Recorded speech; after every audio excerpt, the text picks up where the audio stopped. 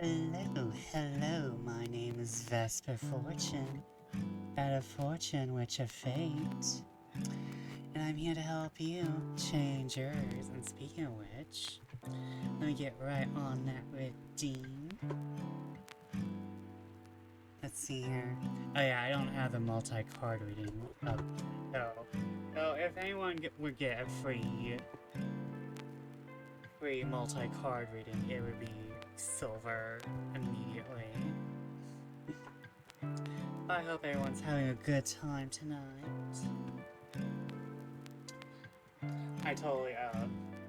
I lost track of today and did not know today was a Forlorn Nexus day. So, I'm gonna be catching up on that VOD tomorrow. And while this deck don't want to come out.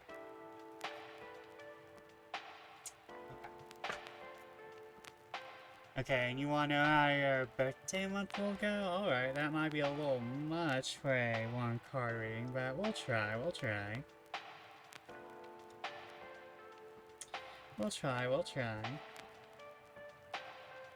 Just the next 2 weeks or so. Oh. I really need to go and patch up my cards. To be loved is to be changed, right? To practice is to change. But I hope everyone's doing alright. I'm very excited for tonight. I am playing, Sign Mary by Mott Loraine. I'm not even gonna pronounce the last name. But it's a visual novel entirely by one person. It's kind of a shout out to like the OOs and inspired by Silent Hill and all that. Oh and shit. Silver's birthday month. I have to remind myself as I have to infill the cards with their purpose. Like me, they must be installed with a purpose. Or they don't know what the hell they're doing. Much like me going into Void for the surprise on the 28th.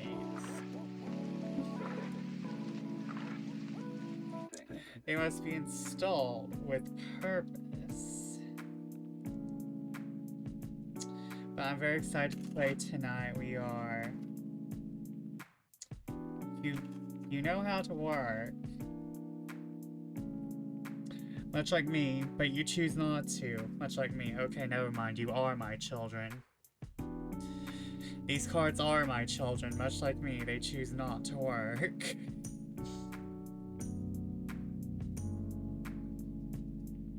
But also a happy birthday, Silver, whenever it happens. When is the big day? And which 29 is this? The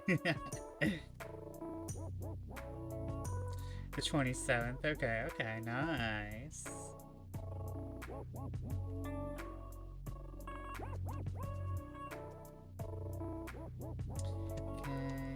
Okay.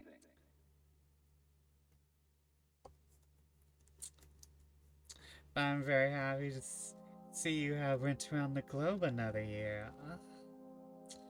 I don't hit another year around this globe until April.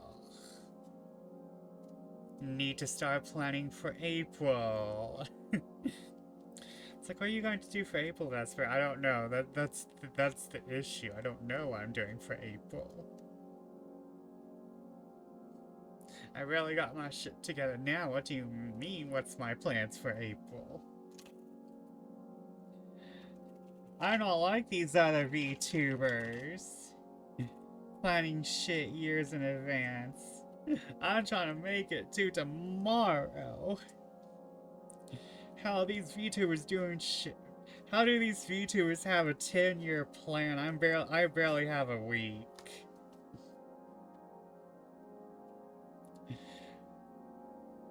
April's the end of the school year. How can I possibly imagine that way? Right.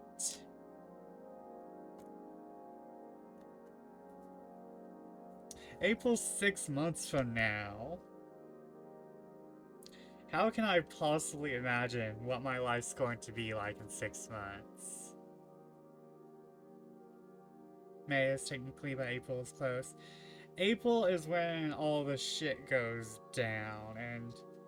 well, no. April's kind of like that middle month where like everything's happening at the beginning of it, but by the end of it you're just like, okay, thank God that's over. Because the end of April is kind of like when everything starts to temper off. April is the month of standardized testing. Yeah, right.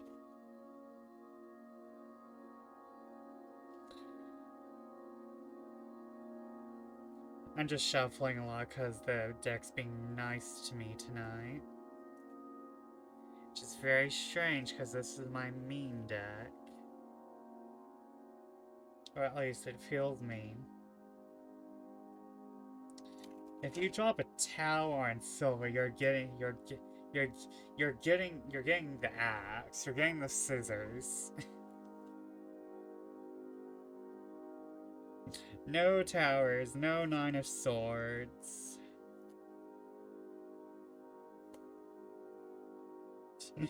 I would take the cards out, but then that's just not fair. You get is what you get, you know? Okay, where am I pulling from?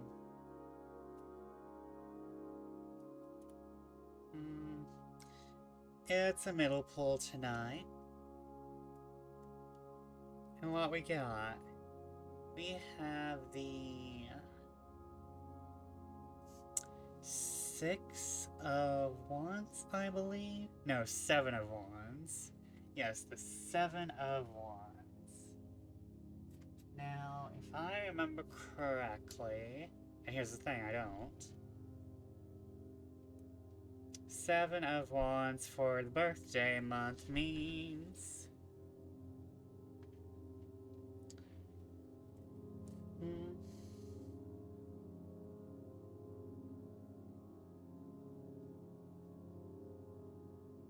Oh. Okay, I'll take a picture of this later. I need to probably... I'll get this to you in just a sec, Solar. Because I can't, for some reason, all my,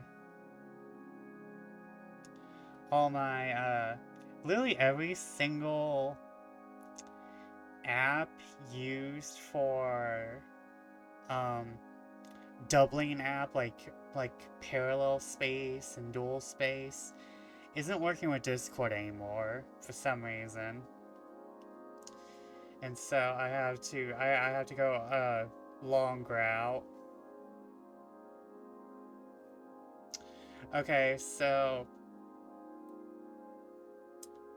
I still have my normal Discord, but I also have the VTuber Discord. However, I can't use my normal, I can't use, if it's either, if I don't have, like, some form of,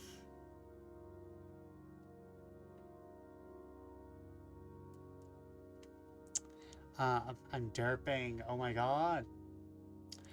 So, like,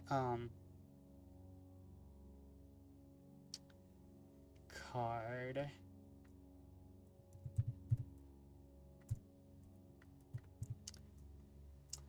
Okay, so you can't have dual accounts on your phone of Discord normally. You can just have the one.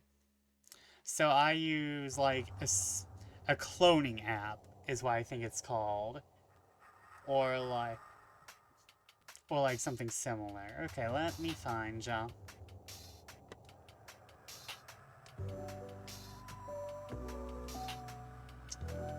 And so, like, normally because of that, I can have 2 Discords on my phone and I can act on my, and I can act on my,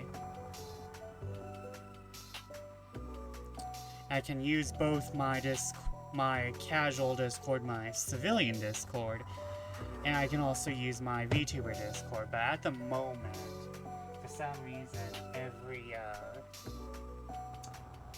every, like, thing that allows me to clone Discord isn't working at the moment, and I don't know why.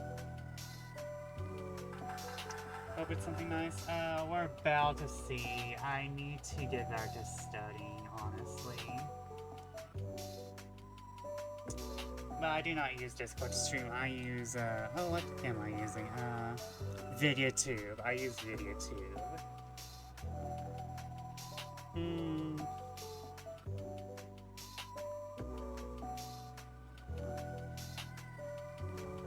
Okay.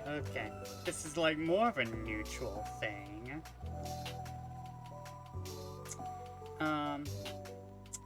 Defense. Let me read this meaning. Defense.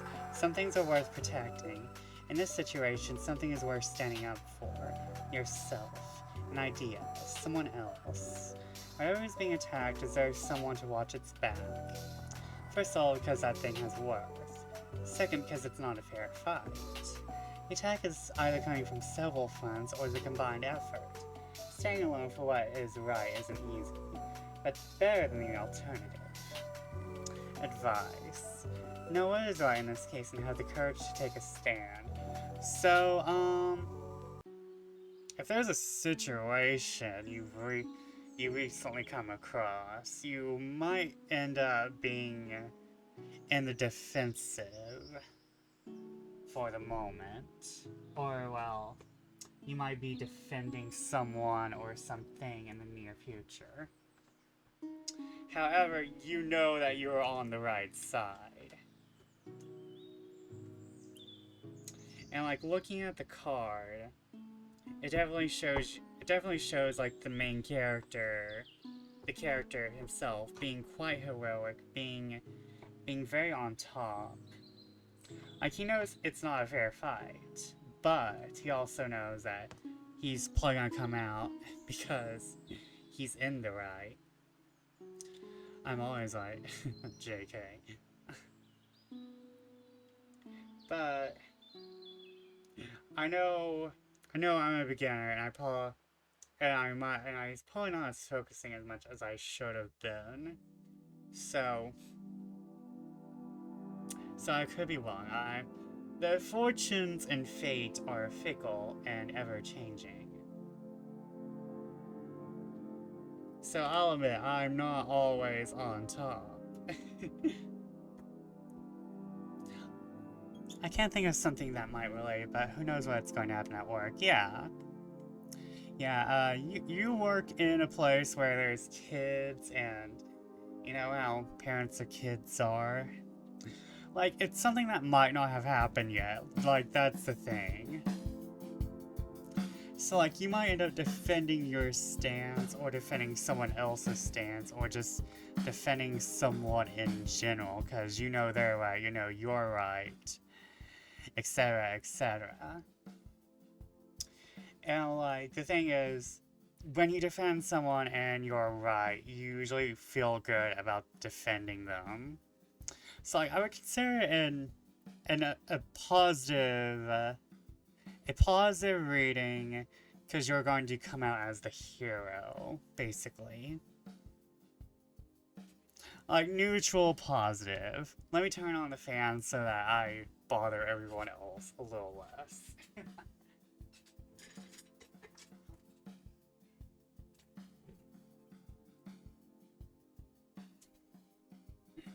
But, I'm quite excited. That's the reading. I need to get back into You're gonna go outside for just a minute? There's a comment? Oh. Well, I don't know about that. Well, if you live somewhere else different, I, I might not be seeing it. Even though I'm at the observatory, I should be seeing everything. I, yeah, I'm very far from the observatory, yeah. And like, as we all know, sometimes you can see meteor showers in different spaces, or just one space. It depends, because space is weird. Space is weird. I know, I live there. But, let's get into the gaming, because I'm quite excited. I'm so excited, and I just can't hide it. Actually, hold on. We're going to do a thing. Cause, chat, please move. I'm sorry, you have to be tiny for this. Gonna put you right up here. Put logo. Logo, please. Please save me, logo.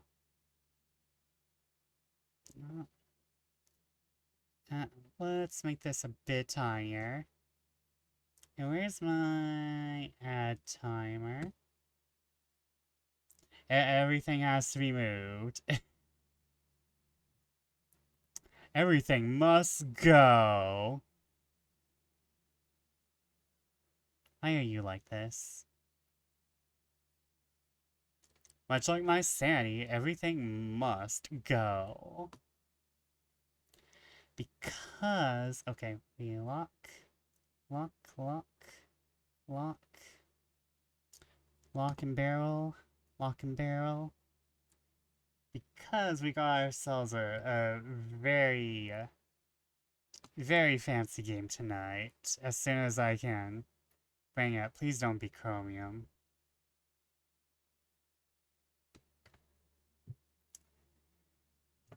Let's not be chromium. Okay, downloads, desktop, pictures. Why am I going to pictures? Hold on.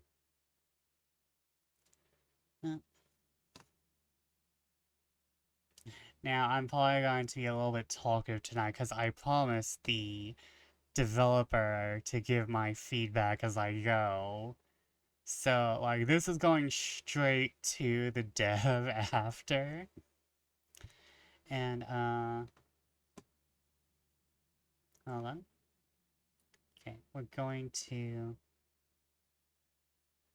game capture. Okay. Ooh, okay, okay.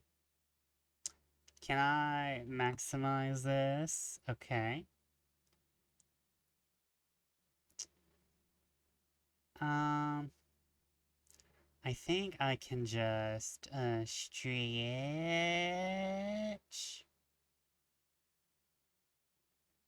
Okay, so here's the trigger warning for anyone who might not be in the mental space for any of these. Hold on.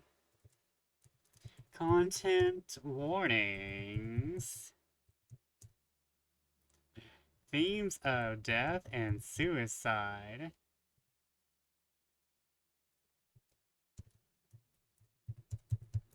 You know, I think that's this visual novel is a work of fiction. Any references to real-world brands, like including Vivian Westwood, are purely for narrative purposes and not intended to apply any official endorsement, affiliation, or sponsorship. The inclusion of these references is solely for character development and setting the scene. It does not indicate any connection between the creator of this visual novel and any mentioned brands. Okay, can you like... Ah, yes. I don't know what this thing on the T means. Mott Andre Laurentieu, or something similar. Oh, and we can get the sound.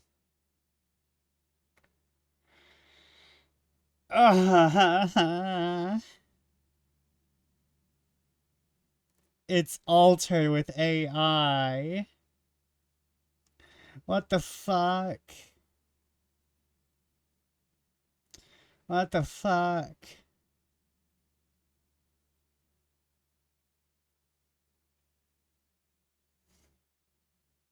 Why wasn't this? Okay, premise. Loraine is a 25-year-old young woman pursuing an unpredictable modeling career. She struggles with her adult life and the loss of her parents from 7 years ago, an event that drastically steers the life she wishes to live. Loraine has chosen to completely forget her past to cope with the present, but she's forced to remember it when she receives a phone call from her deceased parents, finds a letter signed with a familiar name, Mary, calling her back to her hometown.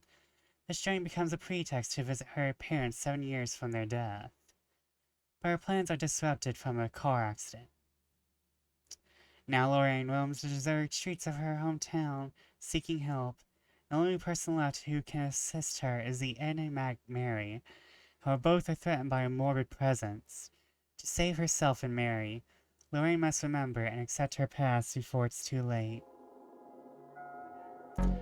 Hold on.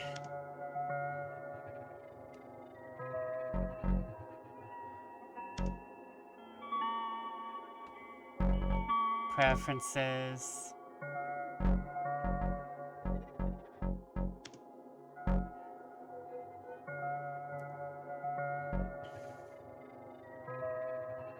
Okay, let's turn this down.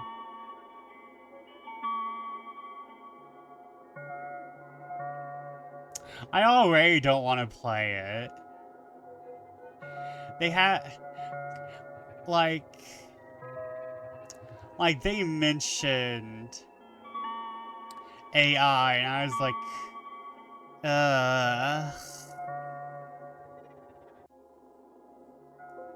They mentioned AI, and I was immediately like, God, no.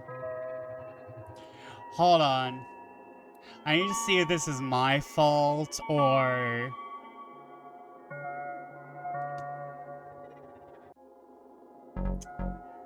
Okay, help.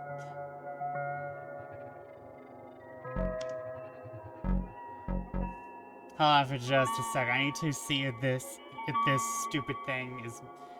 If the AI is me being stupid or not, cause...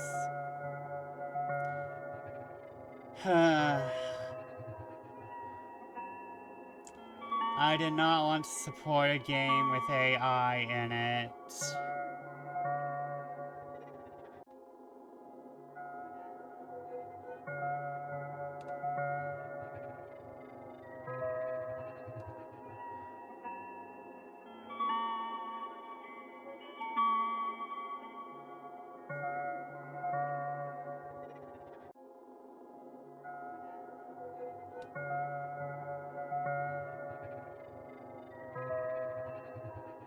Ah, okay. Yeah, this is on me. This is on me.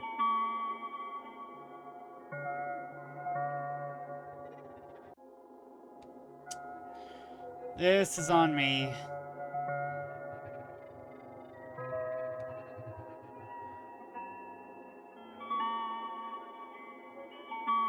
Okay. Okay, let me finish off this content warning. Flashing lights. And what was the last one? Loud noises. I kind of think deep psychological themes isn't really much of a needs one content warning. However, I'm not sure. I guess people might need to be in the right headspace for that, but I think themes of death and suicide is a pretty good content warning as it is, yeah. Okay, so the AI is on me. I did not read all the way down. And I will pin that. Pin. Until manually unpinned. Okay, is everyone ready? I know I am. I've been a little turned off, but that's my own fault.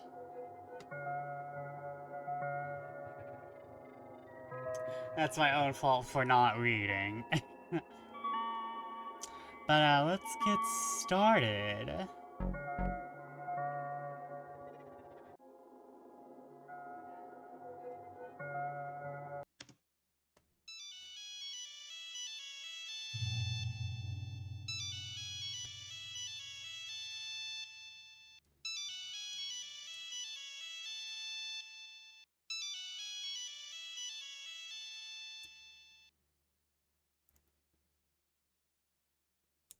Loraine, please come home.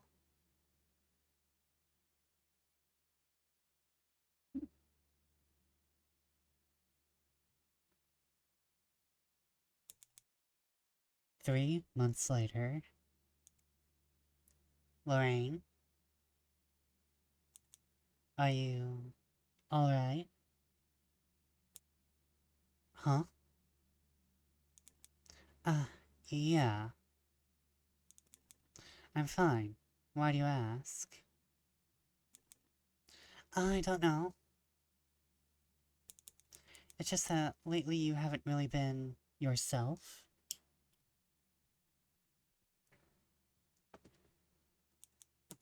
Other girls have noticed too. You don't look too well. You seem very tired. Is there something troubling you? No, I'm fine, really. It's been just a long day, I guess. No, if you're going through something, me and the girls can help you. I'm sorry, but remember, you're not alone here. Just come and talk to us. I was thinking that maybe... That moment, when her voice circled my head, I looked at myself in the mirror. I put my hand up to my cheek, brushing it softly with the tip of my trembling finger. Something felt off, like a cheap, broken nail. Despite the layers of professional makeup, exhaustion etched the lines on my face. My whole body felt numb, my lungs forcing air inside of them. The black circles under my eyes became harder to mask under the layers of thick, rigid foundation.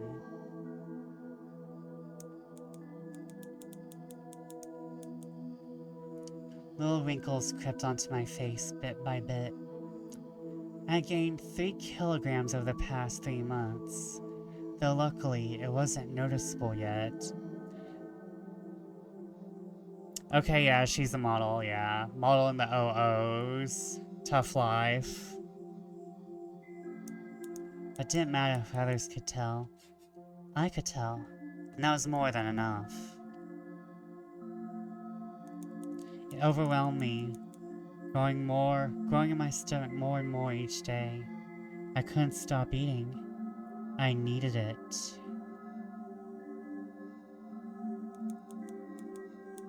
These 3 months had been so hard for me.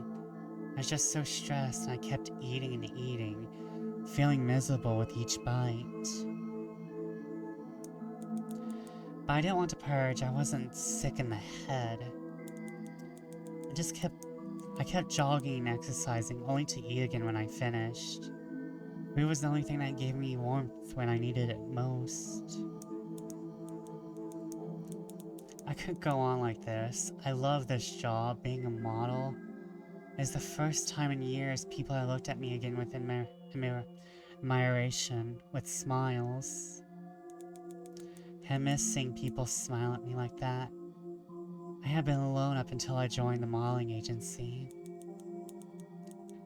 I finished architecture school, graduated from the hardest grad schools, but it wasn't enough for me. It's what my parents wished for me, not my choice. Thinking about how I was wasting my diploma by walking and shaking my hips on a stage made me feel ashamed. But I loved modeling. I felt great doing it. I had come so far. I was the it girl, the sex symbol of our times. And I didn't want to lose all this. Not now. I was finally blooming and I didn't want to rot again, like I had back then. I had suffered enough, god damn it.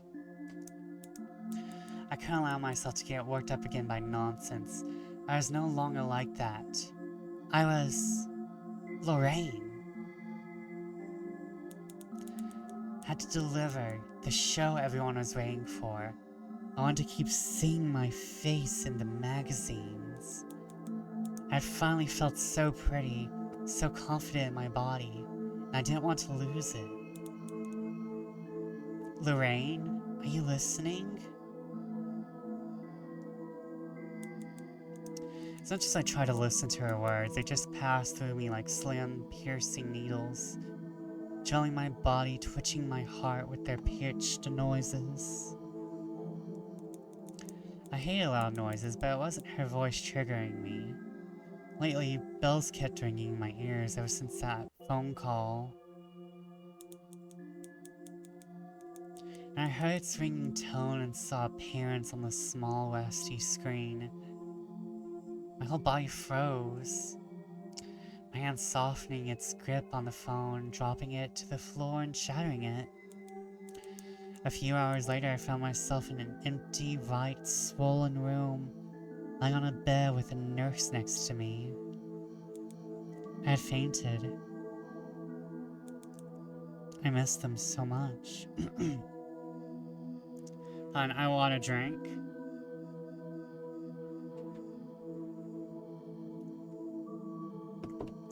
Right now, I'm really loving this background. Can I...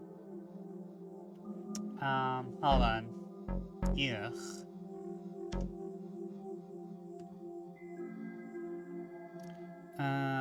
Hold on. Okay, return. So it's H. Like, man, that's pretty. But also, when does the AI come in?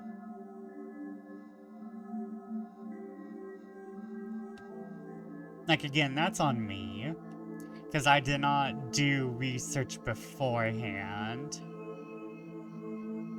So like now I'm just like worried about that every turn. It said backgrounds, but is this a background?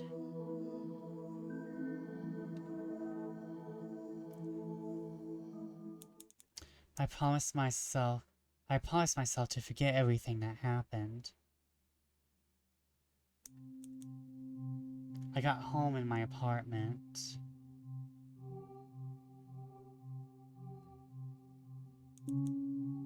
I sat at my table. Sitting across from me was a brown tiny teddy bear, wrapped with old memories of me holding him when I was 8. His name is Popo. Popo watched me as I leaked tears into my mug. I was drinking milk. I left the fridge open with peanut chocolate and dark mint. One sitting on the first row and the bottom one. There are 2 boxes of 5 macarons each. The lights were turned off, but on the table with me was a caramel-flavored candle lit up. Oh, okay, yeah. There is something beautiful about how, other people of other cultures, write in English. But there is some things that you're just like, oh yeah, this is a giveaway.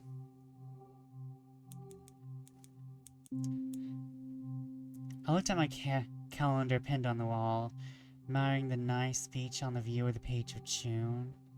But also, caramel flavored candle kind of does give off this off feeling, like instead of scented, she said flavored, which kind of either is meant to, she kind of gives this off feeling, but also it could also be like she's kind of kiddie, kind of immature, kind of childish in that manner. It's not centered, it's flavored. It's like, excuse me, I'm about to take a bite of this candle. Also, that is something I would say. Like, I'm about to take a bite out of this candle because it smells so yummy. Chomp, exactly. I've forgotten to turn the pages since June. And my parents called me. I don't know if it even was them. Maybe I was just seeing things. And I think of it, I never visited them. It's been almost 6 years. I went to open a drawer in one of the supply room.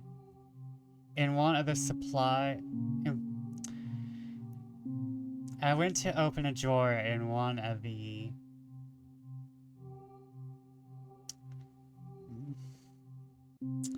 There is love, there is care here. I'm taking out a box full of pictures and letters. Sitting on top of the piled up papers was a letter addressed to me, Loraine.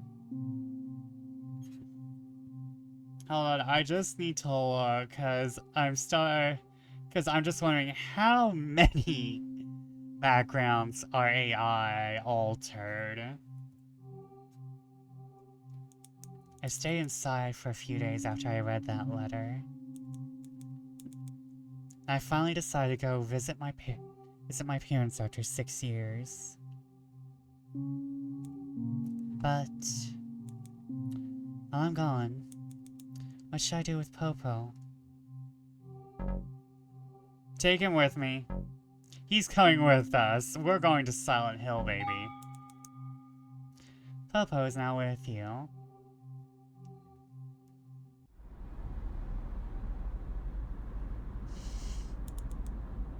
September 13th, 2005. Yeah, Girly Pop's living in Naomi Campbell days. She would notice 3 kilograms. A cooling fog was wrapping the old yet nostalgic road. The air was bitter and the sun was nowhere to be seen. I was the only one out on the road that day, with a letter sitting on the passenger seat next to me. We don't have a choice, do we? It's like, just read the letter. Dear Loraine. Oh? A voice? Yeah, this is the year, these are the years of not really texting as much, so we just have to read the letter in order to endanger ourselves. This is the year when eating a burger killed most people on the road. Gotta be distracted by something else. Exactly. This is my first letter to you. I've decided that from now on, I should write to you every now and then. Hold on. Preferences.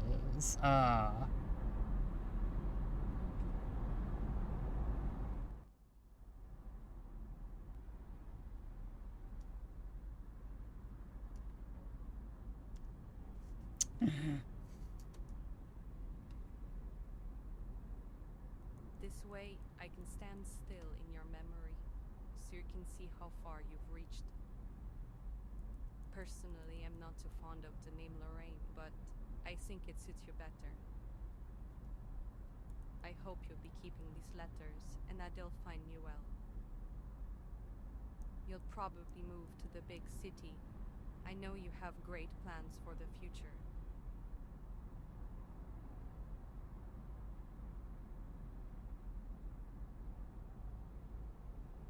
Come on. I wish you the best of luck, but please don't forget about your home and about me. Mom and Dad will always be here for you, so you should come visit them once in a while. I'll be waiting here alongside them. Take care and strike for the best. Signed, Mary. February 2nd, 1998. In the end, Loraine wasn't such a bad name. By now I'd be ashamed to go by any other names. I'll be waiting here at our special place in Silent Hill. Yeah, I kind of realized that after, like, right as I was making the Twitter promo. Oh shit. Speaking of which, oh, there is one thing I forgot. Whoops. That was in drafts. Vesper, you remember to post everywhere but Twitter. Did you forget to tell Twitter you were live? Yes.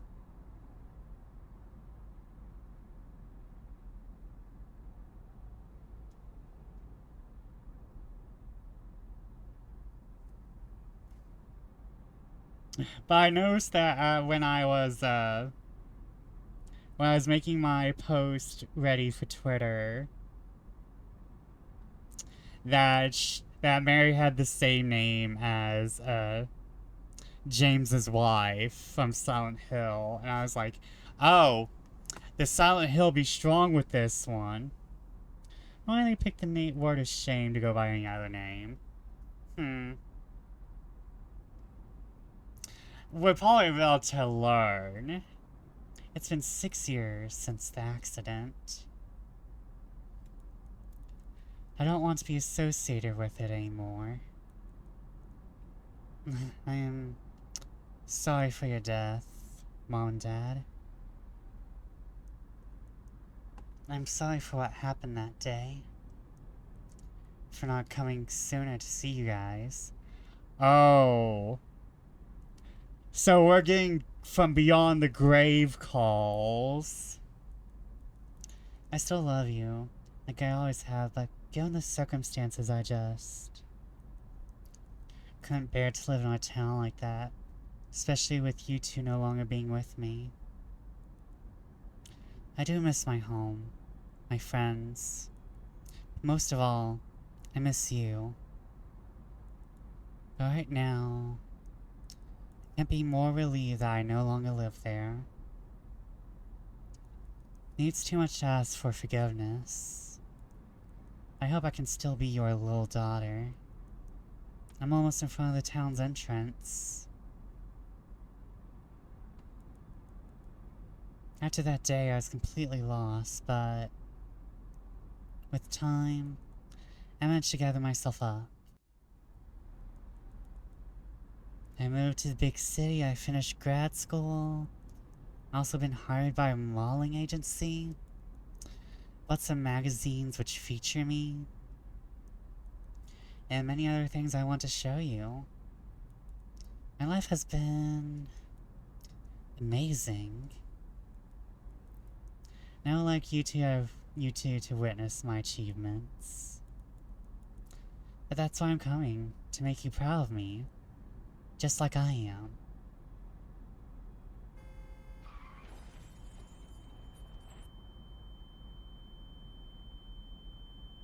Nothing can be normal in these towns. It's just another Saturday night in Silent Hill.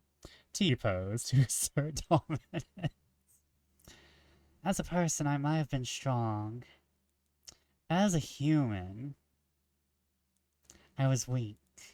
I've been suffering of phonophobia, which means I get triggered easily by any loud noises. Any high-pitched noise or sudden ones. It starts with a gap forming in my chest. And as it extends, I feel it piercing my entire body, little by little. It doesn't show where I've hit, but the impact was strong enough to stop the whole car.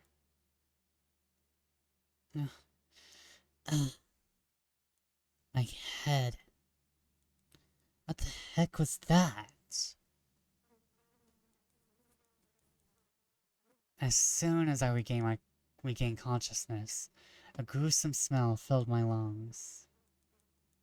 A rotting, decaying smell, like a rat's insides merging with a wooden floor.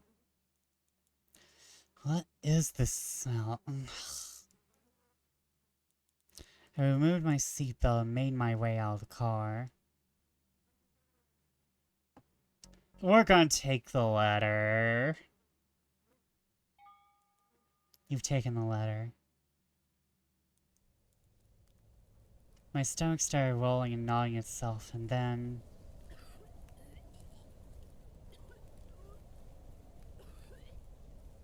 is this necessary?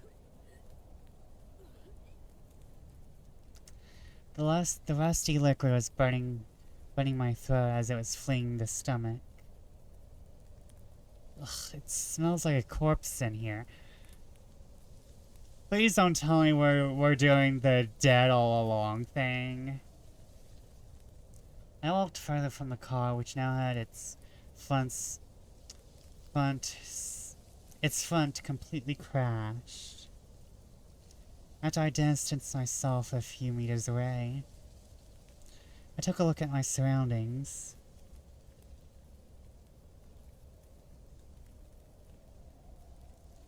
The town shouldn't be too far away from here.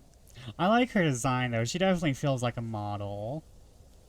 I'm not sure if she feels like an early to mid noughties model. But she definitely has that model vibe. The town shouldn't be too far away from here. I looked back at the car. God damn it. Now my car is broken too. As if I didn't have other things to care about. What am I supposed to do now? I need someone to pick it up. Don't even know what the hell I've hit. There's something standing in my way.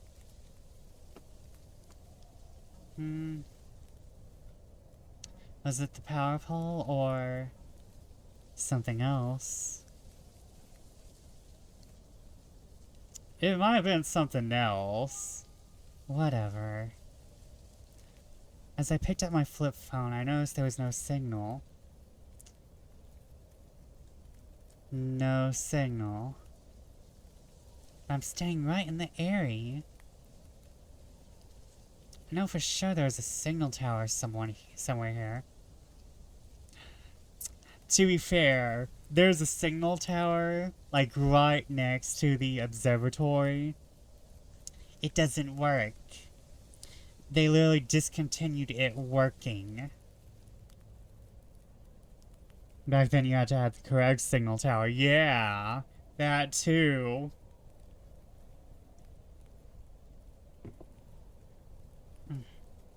Ugh, blast this damn phone. If he ever tries to pick up at least one line of signal, I gave up. Oh, like I said, town isn't too far. I'll just go by foot. I started walking towards the town. About half a kilometer I arrived. So one thing, before we continue, I just want to say, so this is one of those, the story is more of what you make it kind of games. So it's gonna be more along the lines of Home, which is like the closest thing we've played to this. However, unlike Home, this is a visual novel. And Home was more of a game. So, like, home felt like it was more or less punishing you for playing a game. And also, I didn't like the ending of home. However, I think a more choose your own narrative thing and deciding where everything goes works way more for a visual novel where you're not getting punished for your curiosity. The, the choose where the narrative heads and your own interpretations of the narrative definitely works more, in my opinion, when you're not being punished for your curiosity. Which is what Home did. Ugh. That's still going on one of my worst games ever list.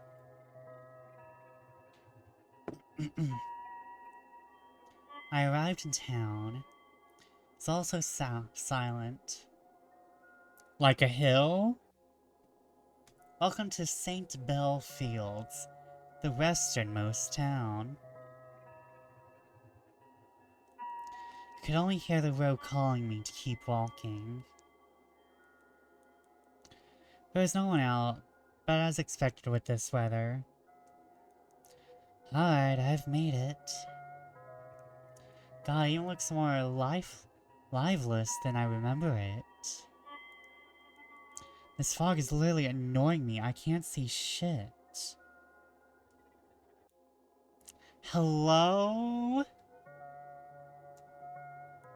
Anyone? I need some help, please.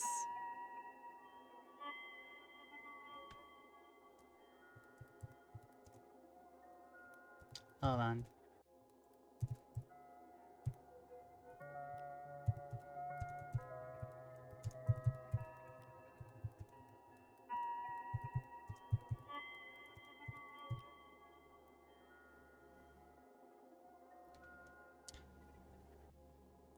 As I was walking, I noticed a piece of paper in the middle of the road, alone. What is this? It's like some kind of letter. Read the letter. Dear Loraine, It's more lifeless than I remember. Meanwhile, I look at my bank account. Say my bank account's somewhere, I'm telling you that. I've made it. These past Welcome in, stressful whatever. months are finally over, and it was all worth it in the end. I've graduated, Loraine. I've got my diploma. Almost perfect scores, but that's more than enough. Per town, from what I know, I have the best scores, but it doesn't matter anymore. How are you, whatever? Now I'm only fighting to outstand my own self. I have nothing but the blue sky forward, waiting for me to paint stars all over it. Oh, that's pretty. I'm so happy. Not only that, but I'm done with driving school too. I'm a driver now. I can go to the city whenever I want to now. I can go shopping whenever and wherever I want. I'm an adult. I'm finally standing on my own two legs. Not bad, how are you? I'm just an itty bitty put off. Because I did not read that there is generative AI in this. Or well. Yeah, generative AI is pretty good. But however, that's on me for being stupid and not reading and not going all the way down on the Steam page to see there's a generative AI disclosure. Because Steam requires those now. Thank God for Steam. However, I'm pretty good otherwise. I'm actually kind of enjoying this game otherwise. And I'm going and the developer is going to get a very well worded but slightly angry letter from me. a slightly angry email. Just a tad taste email. My parents won't need to polish me anymore, for now I stand by my own, shining over them, and I'm so proud and happy. so grateful they've pressured and invested so much in me, because it's paying off in the end. They deserve everything, and I've made up my mind. Even though it may not be my call, I'll pursue architecture. It's my gift of gratitude for my parents, and they know what's best for me. Okay, so they're not even being subtle. So, I think I was a little bit spoiled because I was looking um, artwork for my thumbnail. Because you know what we have to do as content creators. You have to get the thumbnail. But, I might have been a little bit spoiled. I'm not, like, sure. How it doesn't really seem like they're being subtle about, because Loraine was already in architecture school. She graduated architecture school. And now Mary's being like, oh, I'm going to pursue architecture. And this letter is from 1998. So, like, I'm getting the vibes that Mary is just Loraine. I hope you'll remember this moment, Loraine. All I've gone through was for you. I wish you all the best. Signed, Mary. July 15, 1998. This is from Mary. How extraordinary. Congrats. Happy to hear she's well. But this letter's indeed outdated. What's it doing here on the ground? We're gonna take the letter. Maybe it was that one auto service. If only there would be someone to ask. And we have ads, so I'm gonna quickly drink water.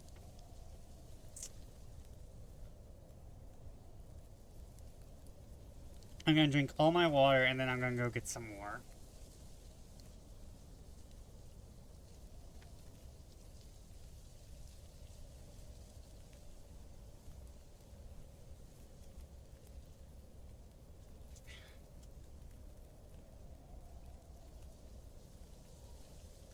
BRB.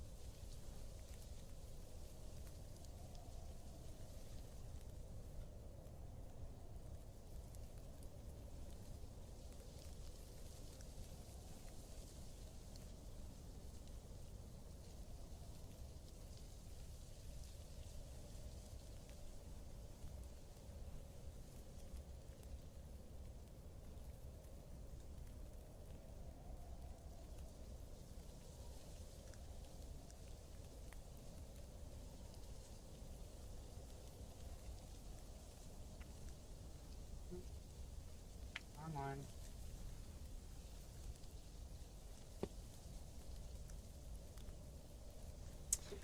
I'm back. Wait, am I muted? No, I'm not. Okay, so we're back to... Found the comment. Nice! Is it big? Is it pretty? Is it named after you now? It should be. Supposedly it appears once every 8,000 years. Ooh. I go to the lottery. I take that as a sign to go to the lottery. And if you do go, and if you win it, please spread it around. It's a bunch of letters and numbers, I think. Sounds boring. Should be named Silver 85.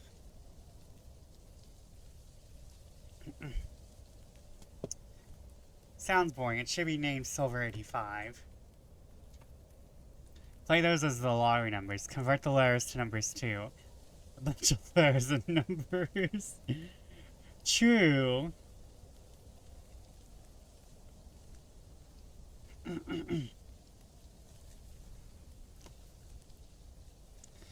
But okay, back to the story. I do feel like even if I wasn't spoiled, I would take, even if I wasn't slightly spoiled, and I'm not sure if I was, because this is more of you decide the narrative type of thing, so.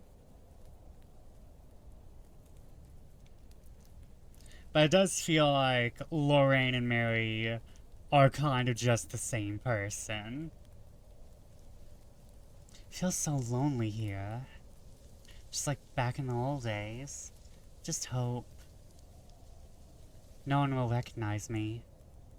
It's hard to even walk outside after the accident. Everyone here knows me.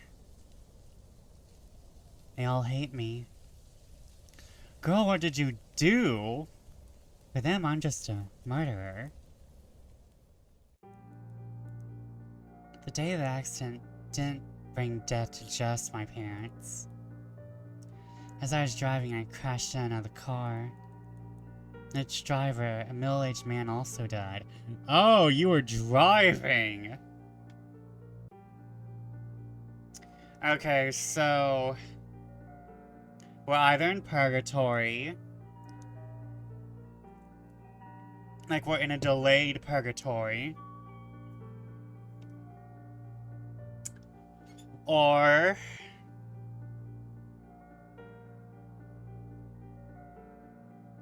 I don't think English is the creator's first language. Like we have outright proof language is not their first language. This was developed all by one person.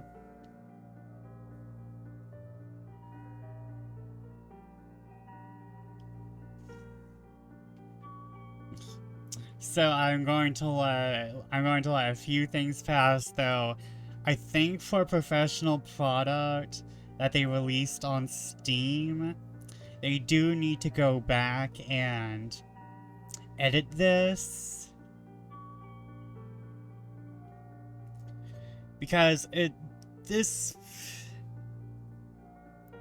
feels like, I don't want to say you would put it on itch.io for free, because there's a lot of good stuff for free on itch.io. Like, a lot of, like, the games we played the other night were free on itch.io. Dead Play is free. Funeral is free. If On a Winter's Night was free. So, like, that's not to, like, discourage it.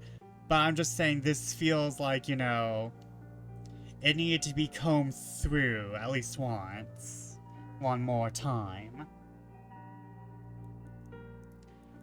I was free of charges, but that didn't hold people back from treating me like I was not to blame. Slowly, I just isolated myself from everyone. Their piercing stares were tearing up my soul. I was already enduring enough. So your parents died, and also another man died. Okay, a middle-aged man. After walking for a while, I stood my place in the middle of the road, contemplating. The unmoving scenery drained my energy. I don't know, the scenery kind of looks like it's moving. Probably not in a way I would want, though. The scenery's moving, but not in a way that I would consider pleasurable, no. I do like that, though. This is really creepy. just this uncanny stretching of the tree.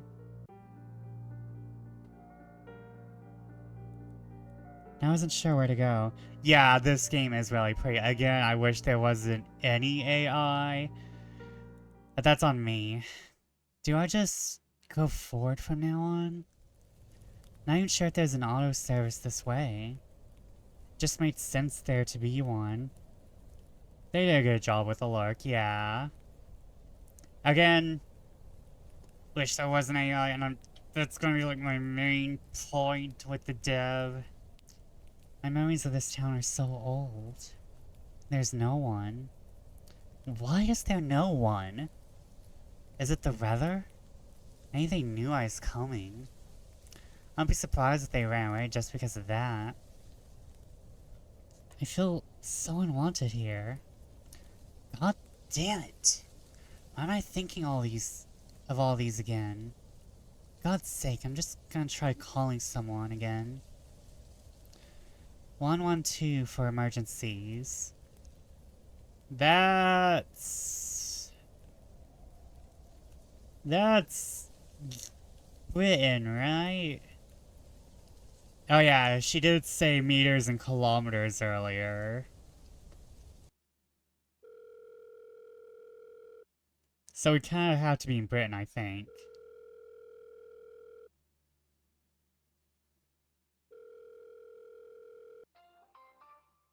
The wireless customer you are calling is not available. Please try again later. El cliente de servicio móvil al que llama no se encuentra disponible. Favor de intentar más tarde. Message 1. US01LV. In the EU, at least. Just looked it up. Okay. Yeah, I feel like we're in the UK because St. Bell definitely does not feel like a town you. If I was attacked just now, to hell with your services. If I remember, I know there was a gas station nearby, and also a mini market. I hope I'm right this time. Maybe I should check those places. See if anyone's working. Let's go to the mini market. Alright, I should get moving. We continue to walk. Town is empty, at least at first glance. With every step I took, just felt getting closer to something. Like a presence. I was alone, but I wasn't. Something was watching me. At least I have Popo with me. Hey, Popo? Is this the right way? I'm not scared. I'm just concerned. Oh god, I'm talking to a teddy bear. Well, at least he listens to me. Right? A nostalgic warmth wrapped me as I began to hear old voices. Mother, is this really right for me? I mean, drawing these shapes constantly? Always limited by physics and all that? They feel so blunt. Like it's not a problem for me. But I'm way better at this than Mom. You know how when I was younger I used to draw clothes? I dreamed of becoming a fashion designer? Mom! Yes, sweetie, but we talked about this and you agreed with us, remember?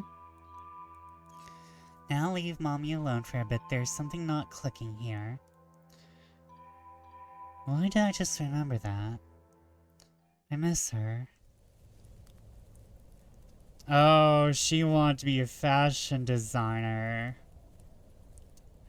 But then she was forced into architecture. And then she became a model. After walking for a while, I arrived in front of the market. So she got close, but no cigar after giving up architecture. I guess she was never really happy with modeling. It just was adjacent enough to fulfill her. This time it was closed, and not just for the day, but for the rest of the days. Ooh, that's a nice line. But for the rest of the days. Shut down, from what I was able to tell. This town did resemble my memories of it, but yet it felt so far from what I remembered it to be. Just felt like a sad, mournful, bitter blanket had laid upon it while I've been gone. And I miss it. You know, I used to fear it so much. After all, it wasn't the town which was haunting me, but rather its people. With their disappointed looks drifting in my direction before rapidly clearing me from their sight, avoiding me in shame. But still, it's the people that make the town what it is. It looks almost like I remember it. I love the gifs of the trees, though. That's kind of neat. That's still, like, sick. It just slightly changed. I remember when the entrance was full of people.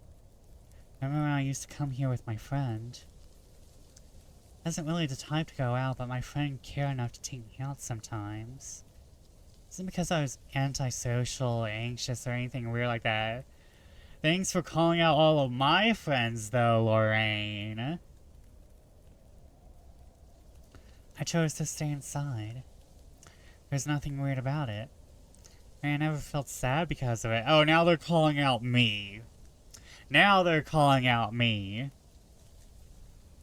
Remember how we would buy cheap chocolate ice cream and sunflower seeds? Then we go out, and then we go in the park and talk for hours. And I'll go see that park too while I'm still here. This mini market is also the place where my dad bought Popo for me. I was 8 years old. Look, Popo, it's your oldest home. They were calling me out here too. The developer just decided, fuck you, fuck you, fuck you. Do you remember it? Do you think the others like you are still inside? Close your eyes, sunshine.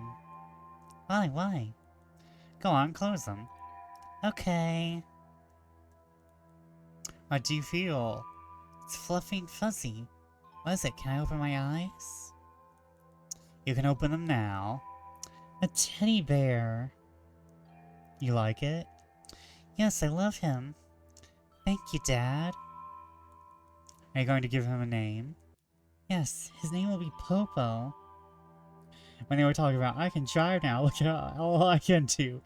Yeah. I felt like I was 8 years old again. This memory filled my body with warmth again. It didn't take long until a rather cold, voidening feeling embraced me. No matter how much we rewind the time, and we live our memories with closed eyes, we'll never be able to actually turn back time. I love that word, voidening. Oh yeah, I'm stealing some of these. Actually, hold on. Voidening.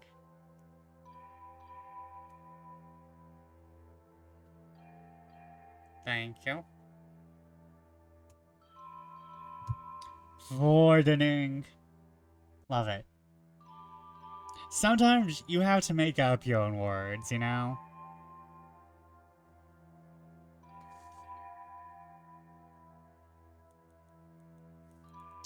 It was this feeling of hold on. No matter how much we rewind time and we live our memories with closed eyes, we'll never actually be able to turn back time. Turn back the time. There's this feeling of helplessness which turned my sudden happiness upside down. Sometimes the happiest memories hurt the most. I went to take a closer look. On the wall next to the other degraded posters and flyers was a letter. How did they find one of my stories? It's Mary again. Read the letter. Dear Loraine, it's been 3 months now. I couldn't bring myself up to do anything. All I could do is just stare at the 13 cheap plastic fluorescent stars above my bed and hold Popo in my trembling arms. I wasn't able to take care of myself properly. I just wore the same clothes every day. I ate the same cup soup every day. I wasn't even able to wash myself. My stomach was constantly hurting. I was always dizzy, always surrounded by a disgusting mess and smell, and have gone through sleepless nights. I don't want to tell you all of these, because I don't want to lose you, Loraine. But you're the only one I have. Every day I feel like I'm drifting further away from you, from others, and from life itself. One of the neighbors took care of me, feeding me, and making sure that I'll last at least one more day. But I can read her mask disgust on her gestures. Okay, I'm a little hurt right now.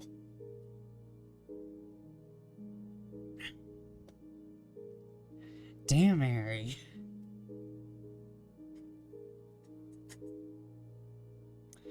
It's like, yeah, depression. Again, they somehow plucked one of my stories and made a game from it.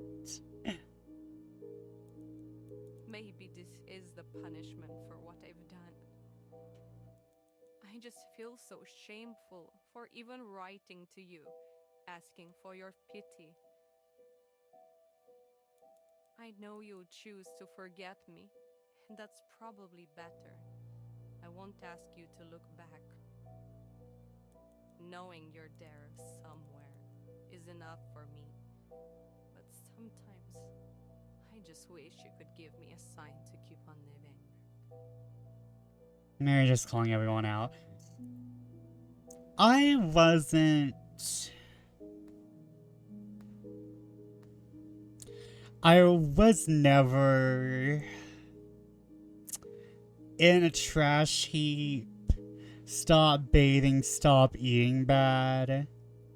For me, it was mostly the numbing void inside. I had the voidening. As everyone should know. I had the voidening.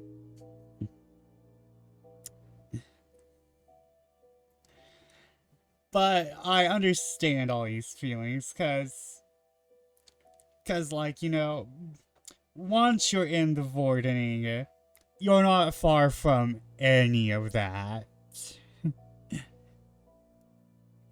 You're not far from letting everything go. It's like, oh, I could stop eating. I could stop caring in general.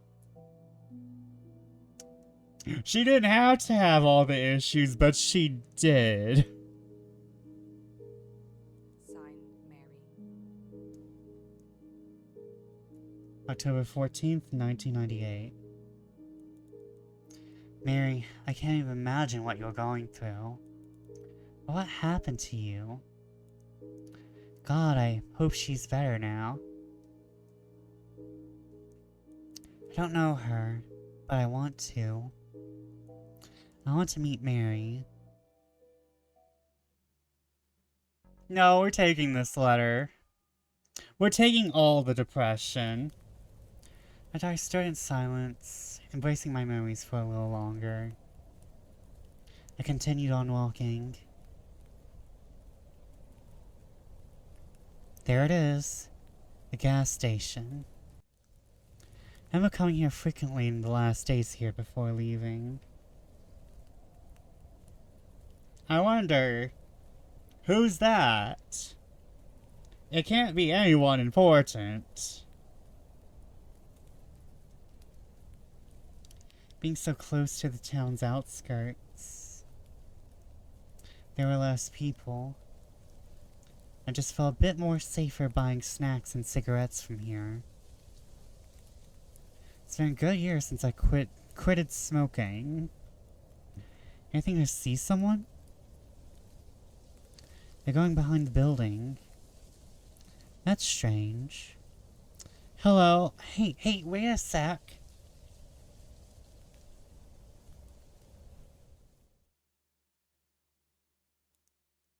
The blurred silhouette walked slowly until it disappeared around the corner.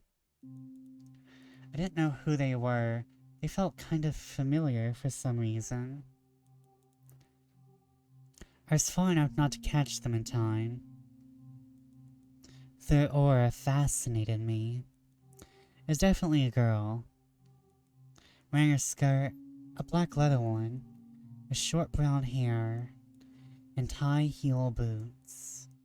She reminded me of myself. I tried to catch up to her, but I couldn't really run with what I was wearing, only barely. I followed her around the corner where she has went. I was led to a public restroom door. She's probably inside. Just wait for her here until she's ready then.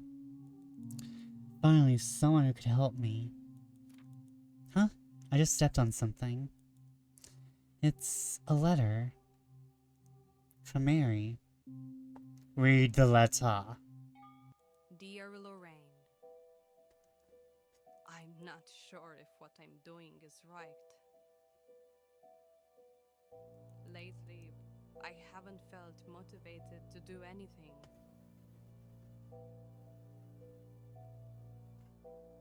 Hold on, wait. This one's from April 4th. The last one was from October. I'm just contemplating. I've always liked to observe and draw.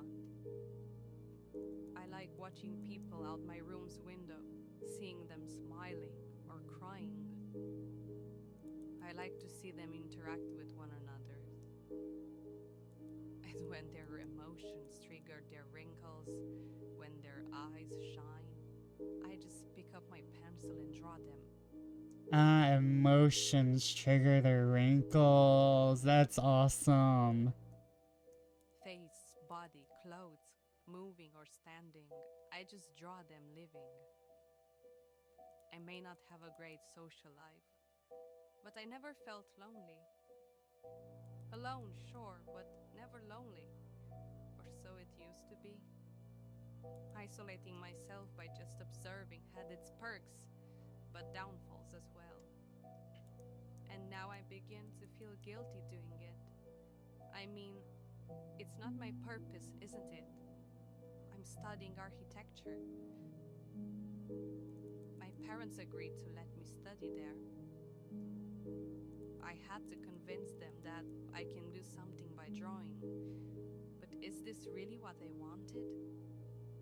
Loraine, whatever happens, I just hope you're happy right now, and that all of these questions and concerns have been answered for you. Please forgive me, and give me a sign I'm doing what is right. Please come find me and show me the way. Signed, Mary.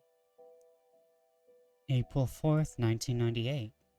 I think this one came before the October Depresso Espresso. The October Depression newsletter. Mary, who are you? And where are you? Is Mary the one I should be looking for? She needs my help, doesn't she? But why would I look for her if I don't know her? Could she be here in this town? After all, I'm not alone here. I don't know anyone named Mary, do I?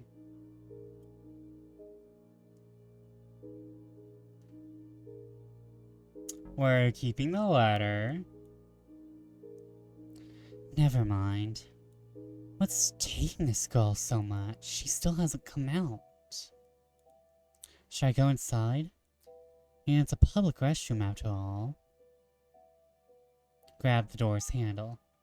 I reach for the door's handle with my hand, wrapping it gently. Hold the handle tighter. I begin to grip it firmly, ready to open the door. Rotate the handle.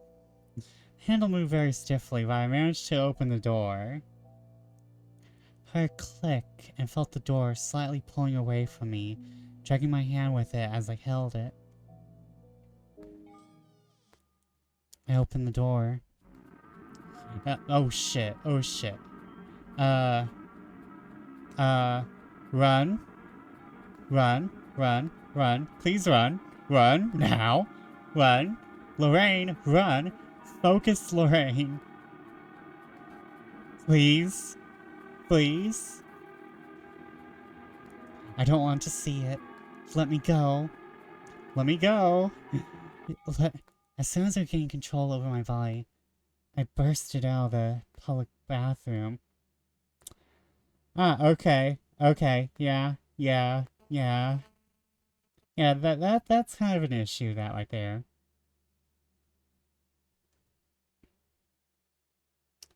My ears continue to hear the demeaning sound of pain.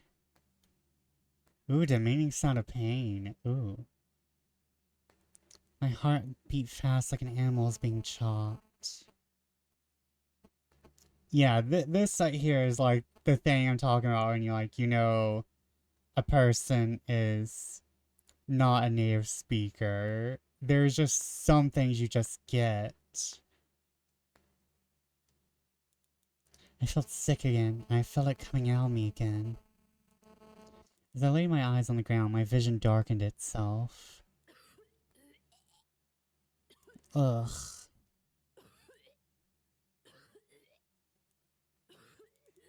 I began to cry. My whole body was turned upside down.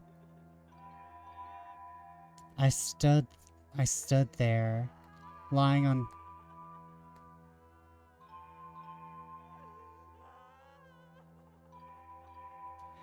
I stood there, on... I lied there, on the ground, trying to stop my tears, as I gripped the dust on the ground. What is this? What have you done to me?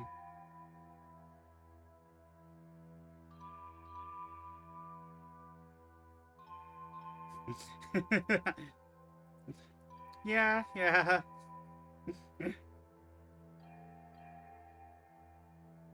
Yeah, that's true. An issue indeed. As I gripped the dust on the ground, I like that line. I gripped the dust. Mom. Dad. No. What have I done to you? I'm sorry, Popo. I can't do it. I want to go home.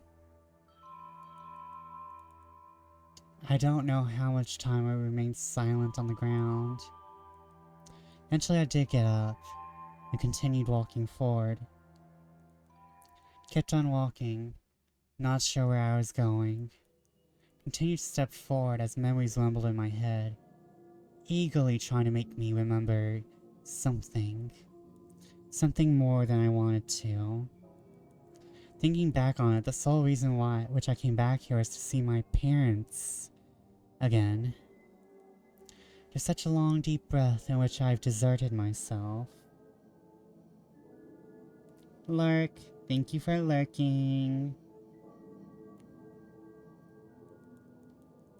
But I've kept seeing things which I could only dream of remembering again. I knew where my parents were, but I was afraid. Afraid to admit to myself I knew. I sent them to such a horrible place. Not just them, but that other poor man as well. I was indeed a murderer. It felt like the remorse for my actions was never enough. My tears were never enough. Gotta get ready for work tomorrow. No worries, no worries. Always put real life in front of me. My shame was never enough. My pain was never enough.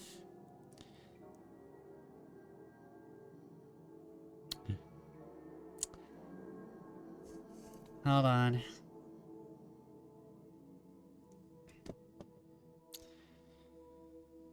Remember, content warnings. Killing myself was the escapism which my heart could have allowed me to afford. I want to live a painful life in order to pay for what I've done. Show them I was starting to feel somewhat better. I want to fulfill my deserved punishment.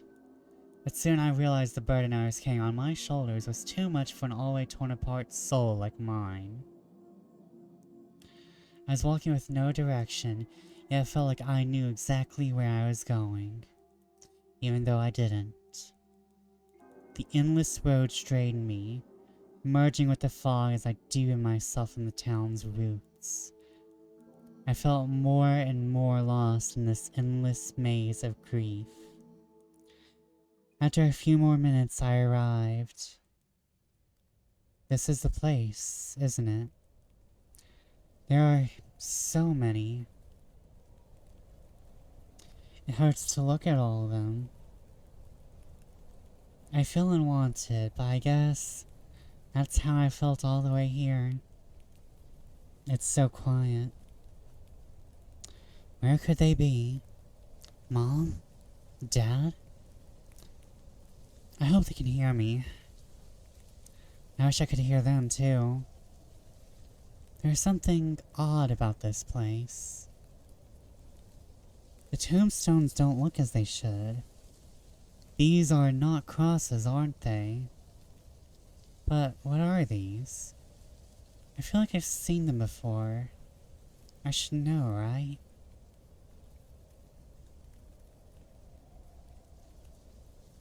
I know what they are. Well, no, hold on. Let me think on this.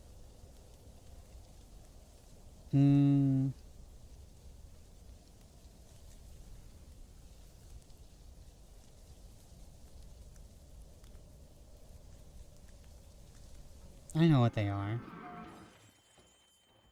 Oh, yeah. The body. I want to take a closer look at each tombstone. I was right, these weren't regular ones. Actually, I don't think they were tombstones in the first place. They had dates and titles written on them. I began to read each of them, hoping to form a conclusion. Second place Math Olympiad, 1996 to 2000. First place Art Contest, 1997 to 1999. First Vivienne Westwood Jewelry, 1996 to 2001. Oh, they're trophies. First Barbie Doll, 1986 to 99. First Time at the Beach, 1991 to 2000. First Kiss, 1996 to 1999. 18 Years Anniversary, 1998 to 1999. Popo Joins the Family, 1988. Started Writing Letters, 1998 to 1999. Graduating High School, 1998 to 1999. Driver's License, 1998 to 1999. A car accident. 1998. What are all of these? These are not people. It's rare, they seem to be some kind of dates. I mean, I do remember some of them. Popo, the accident. But what are these time periods? Don't think I know all of them, but they feel oddly familiar. In the distance fog covering the graveyard, a familiar silhouette appeared. It's that girl again. Wearing the fit that all girls in horror wear. Hello? Can you help me? I ran as fast as my clothes were allowing to, getting myself finally in front of the mysterious girl. The meeting felt almost surreal. I was finally standing in front of the girl I once chased after in the gas station. This time, there were no corners behind which she could make herself disappear. We were standing face to face, eye to eye.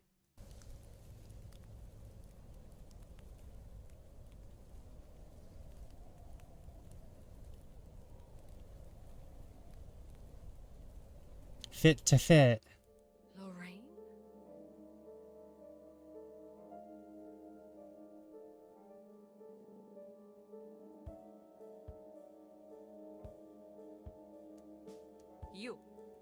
You are the one at the gas station earlier, right? It was you, right? Is it really you? That's a unique shirt. It's also Polly. It's also really, really cute, honestly. But if you go notice, there is like, I called it the horror girl fit. If you look at Heather from Silent Hill, I think also the main character of Silent Hill 1. If you look at, the main character of Haunting Ground,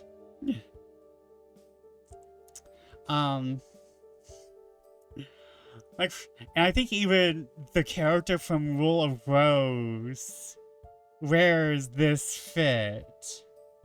Harry in Silent Hill 1? Oh, so I guess Heather is the only female Silent Hill protagonist. I feel like there was another Silent Hill girl who wore something similar. I'm not sure. But this is like what all Mary's wearing. I'm assuming this is Mary. This is what all them girls wear. There was something in the water. And it made all the girls fashionable. Do we know each other? Sort of. What are you doing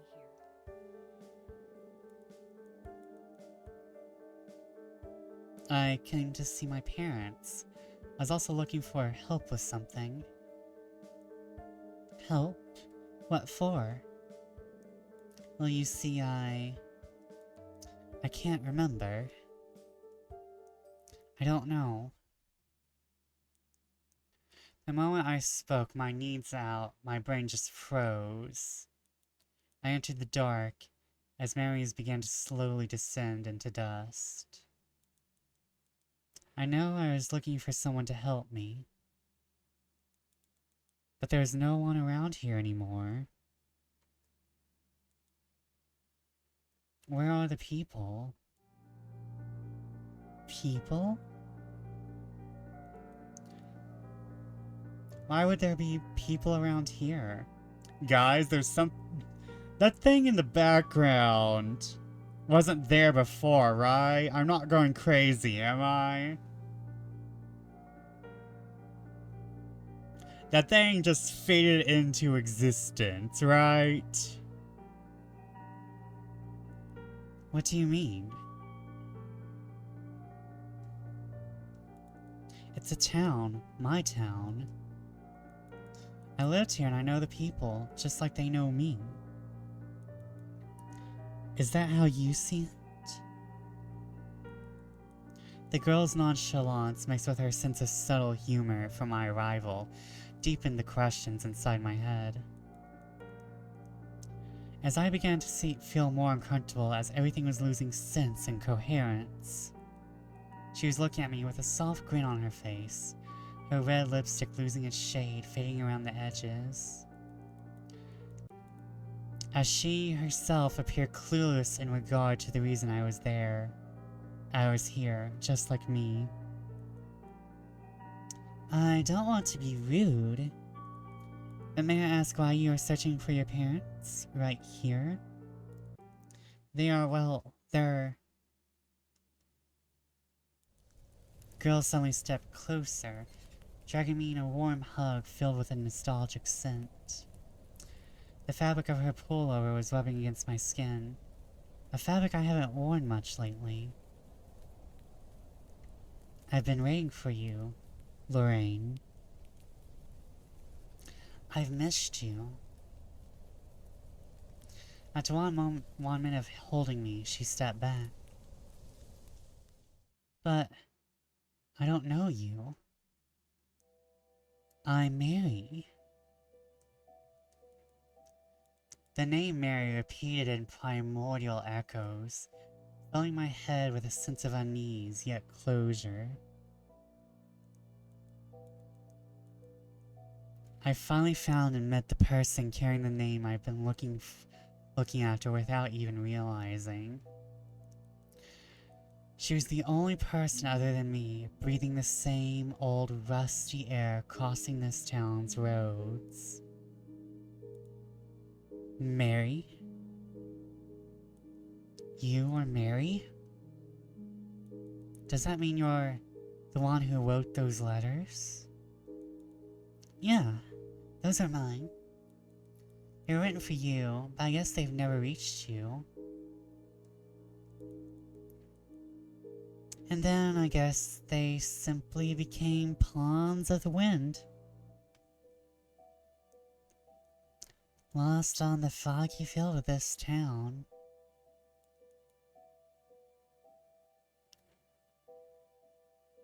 I just got shivers because I realized that this T-posing thing is wherever we wrecked into. That all these graves, these trophies, is us realizing that, hey, we kinda hit something. One of the letters did reach me. Have it with me, here. You asked me to come visit you and my parents. It reached you? Mary takes the letter in her thin hands, feeling the texture of paper touched by the dust of time. How extraordinary. But Loraine, why now? Why only now, after so much time? I don't know.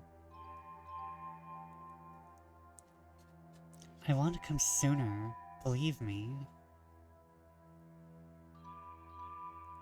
But I guess it just wasn't the right time for me. I've always been late for everything. Because of that, I've ended up suffering a lot. But I'm pursuing change. You have changed. A lot. I mean, you look so different. But in a good way. I like your boots. I know they're boots because I recognize them. You're both wearing the same ones, see? I guess that back in the old days, I've thought people could never change.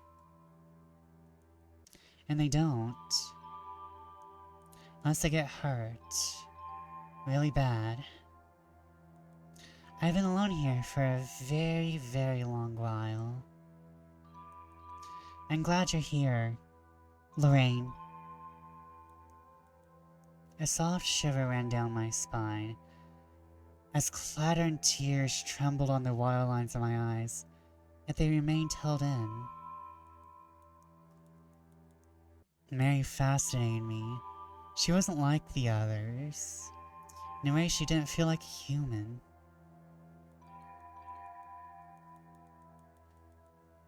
Talking to her and hearing her clean-toned words flowing, like reading an old poem, I knew you'd write in high school in a romantic regret. I paused a bit before I spoke again. Mary, you've known my parents, right? I know them, yes. Now this doesn't make any sense. I mean, I've already told you earlier, but... could they still be alive? I'm not able to give a concrete answer, but... do you believe they are? I stared at the ground silently. Loraine, was it my letter that bought you? Was it my... hold on. Water time.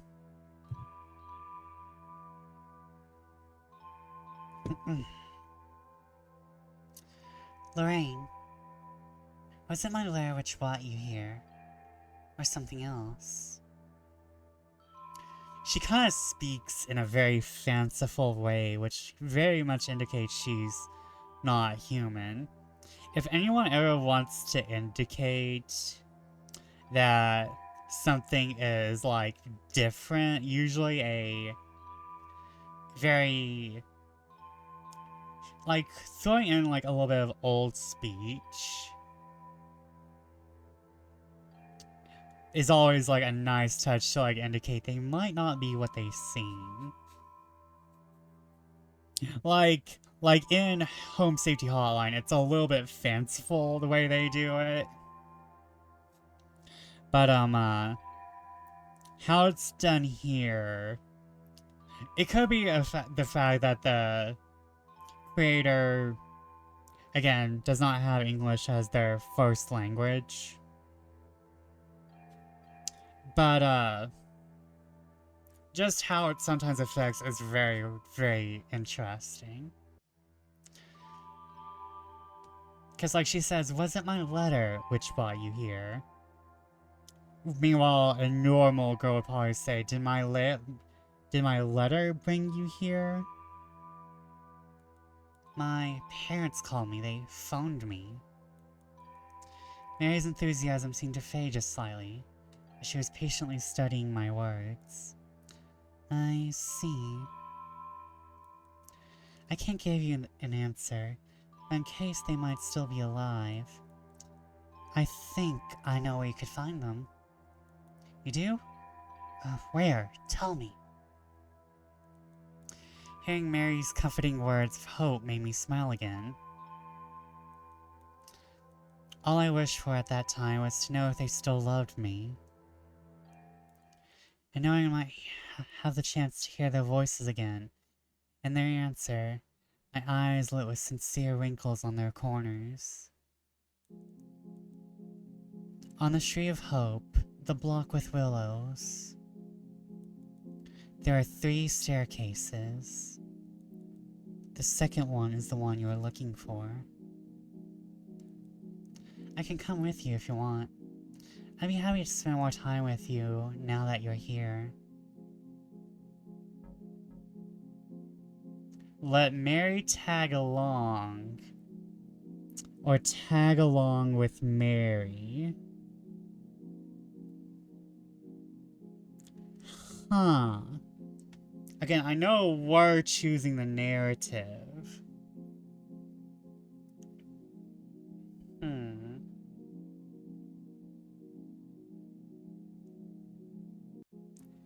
So again, I don't feel like it's subtle. How, again, I think I was slightly spoiled. that Mary and Loraine might be the same person. And like, from what I'm understanding, is that Loraine got so traumatized she wanted to forget all this, and that's like that is the mind's main defensive system when it comes to trauma. That Loraine wanted to forget everything, even herself. And so she forgot that she had a name Mary. She's always been Loraine. Like, she knows she changed her name, but that's not her past. To her, she's been Loraine. But like, she forgot everything that happened. Like between, presuming that the depression started in high school, she forgot the start of the depression and everything leading up to the wreck. She didn't forget that the wreck happened. She didn't forget the events of the wreck. But she forgot the events around it.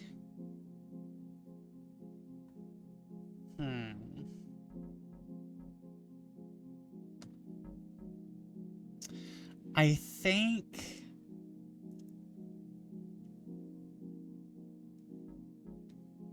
because we're keeping all the letters, we'll tag. Hold on. What is the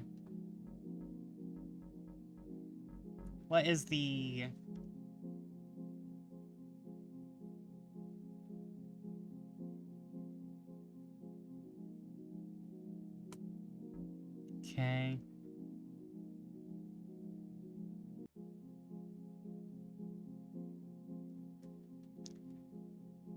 Okay. I can be more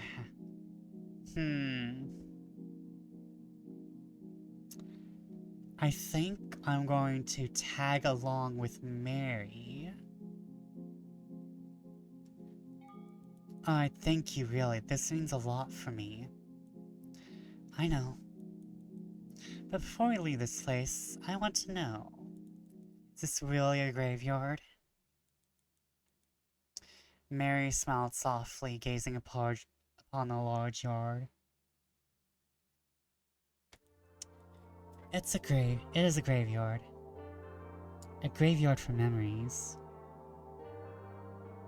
Also, I really like the soundtrack to this game. I'm not sure what to call it, but it's like, I'm not sure if there's like a certain vibe visual novel soundtracks have, but this is definitely, I don't know why or how, but it's somehow reminding me of like Lamento Beyond the Void and Dramatical Murder, both of which were also visual novels. I'm like, how is this reminding me of that?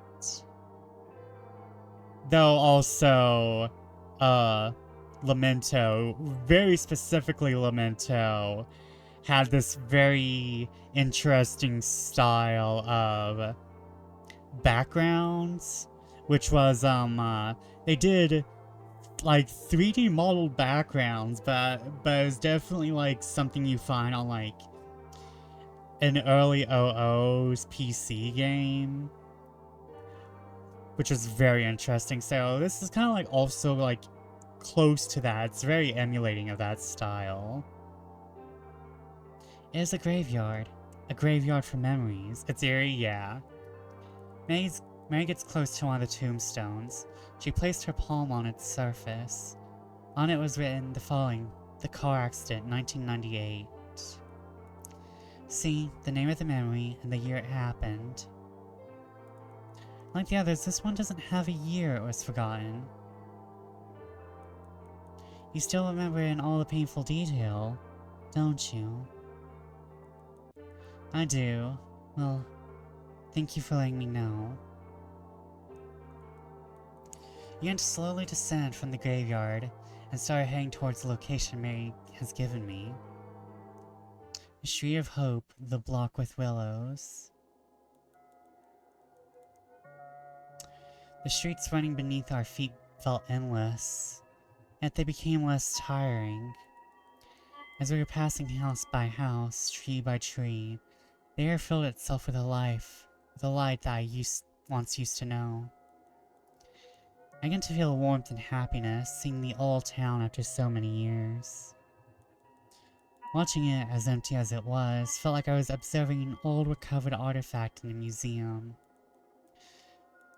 Covered in cold protective glass, wrapped in dust, testimony for the many years which have passed. Cold, lonely atmosphere, which the town was emanating, made me feel distant from it, unable to touch it, as if it was preserved. It felt right for me to walk these streets again, because this was my hometown. My home, which I've denied and missed for so many years. But now, here I am, closer than ever to my home, in the town's large garden of my childhood. I miss this town. I remember walking these streets endlessly when I was younger. You weren't really the type to go out. When your friends would take you out, you would walk for hours indeed. There wasn't much we could do here. That was enough to keep us together. Instead, we have each other to entertain ourselves. Mary, is the Green Park still there? Of course, why wouldn't it? Isn't it perhaps in our way? I'd really like to walk through it again. And we have ads, so I'm gonna take a drink.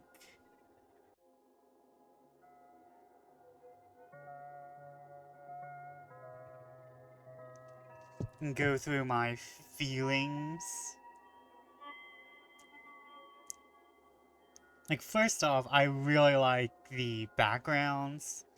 Like, especially since we enter town, there feels like more actual work and not the, generative AI. So, like, I mean, like, you can still see it, it's still there, but there's also some actual, like, love and stuff. Also, I just enjoy the character design. I can relate to this story a lot, it's very weird. Yeah, I mean, it's about a girl who decides that, you know, not that I've killed anyone, but loss. But loss in general, and going back to the old village and seeing how it's changed, yeah. It's like she... Like, we know this is a mental landscape. This is like Silent Hill. But still, there is that feeling of, oh, the nostalgia. The nostalgia of a place I once knew changing, but still has the vibe. But it's also like about depression, about trauma, about... It's literally about how you can become a different person as you grow older, but you're still the same. That's like the vibe I'm getting. Again, I probably should not have looked up on the community page of Steam.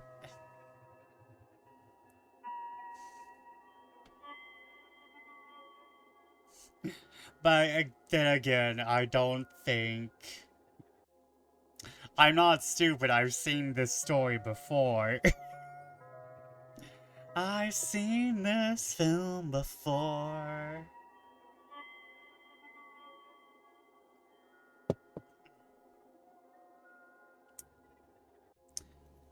However, I don't think it's done in a bad way. It's just... Like you're saying, you can have not subtle, but still also have a good story. Like, I like subtlety in places. Like, I like salty with foreshadowing, because then after you read the story, you go back and you're like, oh, oh, oh. Plus, we only have two characters. So we only have two characters in a mental landscape.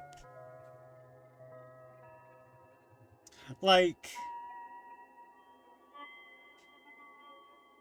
I'm assuming this isn't an actual physical place. I'm assuming, like, when we wrecked our car, we were kind of, like, shoved into our brain or something, you know?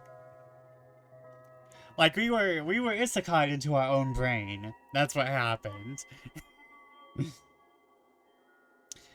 we, we became, we truck-cooned ourselves. Oh my god, the developer is going to be watching this and is going to be going, what the fuck is he talking about? But we've entered our own mental landscape, is what I'm presuming. And our mental landscape took the shape of the town. Because Silent Hill is an actual place, it's just that it's a very malleable place. If I'm assuming correctly. Because not only that, but also, there is other people in Silent Hill. Like, Silent Hill 2, you're not only dealing with James's stuff, you're also dealing with Angela and Maria and, Eddie. So, like, there is other influences on Silent Hill. And so, I'm not sure what the deal is with Silent Hill, honestly. I need to, like, actually play it. I'm very much the I've never actually played Silent Hill fan. However, I will say that I'm not going to say that I am a expert on anything. I've just enjoyed it through tertiary and secondhand measures, yeah. Like, I plan on changing that. Yeah, I watched a lot of lore videos and I'm like, ooh, alchemy? Gods? But, like, the town we're in, I don't think it's real. Not the real town.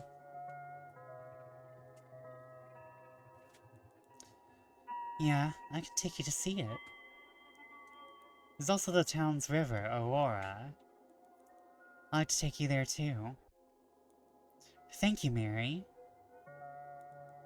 Makes me really happy to hear these words coming from you. They're both in our race, so which one do you wish to see first? We'll let Mary take us to the river first. Alright, but we'll have to hurry a bit if you wish to see both. Why is that? Well, you see, the sun will set soon. I don't want the night to catch us. Oh, I see, but why? When you're alone, the dark is even more unsettling and painful. And it's dangerous. Dangerous in what way? There's no one here, right? Yes, it's true, but even though I've been alone here, I'm alive because I managed to survive. Survive what? Loraine, I do live here. This town is not safe. Neither for me, nor for you. That's why you left. My decision to leave had nothing to do with it being safe or not. But what makes it unsafe? Oh. Pyramid Head XP? Then why did you leave? Well, I left because there's no need for me here anymore. Everyone kinda estranged me from them. I began to feel unwanted, avoided. I wanted more for my life to just rot here alone forever. I wanted more for my life too. Everything was stolen from me because of that. There's no place for me to go to, so I have to stay here. Killed every day by the feeling unwanted. Oh, hold on. Killed every day by feeling unwanted. It wants to kill me, Loraine. And it's so hard to fight it. Staying hidden in my room every day. Shedding tears to not make a noise.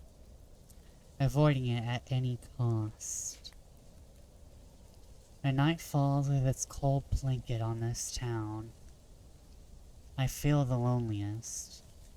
And those who are lonely like me become its prey. Prey to what? You have already seen it.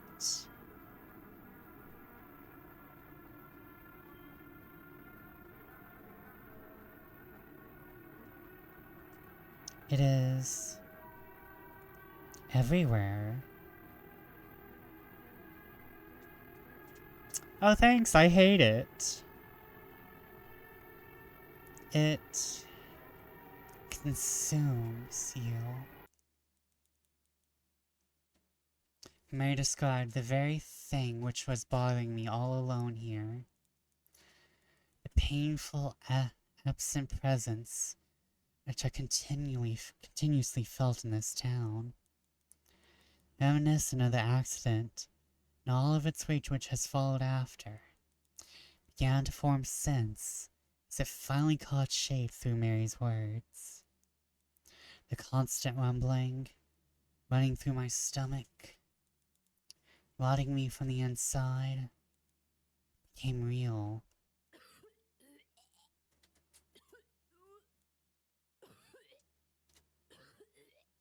Oh God! Loraine! What's wrong?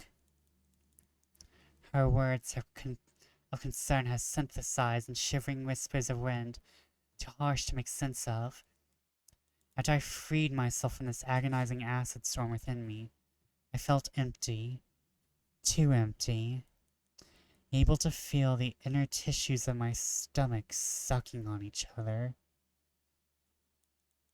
Felt like my stomach was about to implode. I fell to the ground, taking a break. Mary was there all along, but I can't remember her words. After I managed to get up, we continued walking.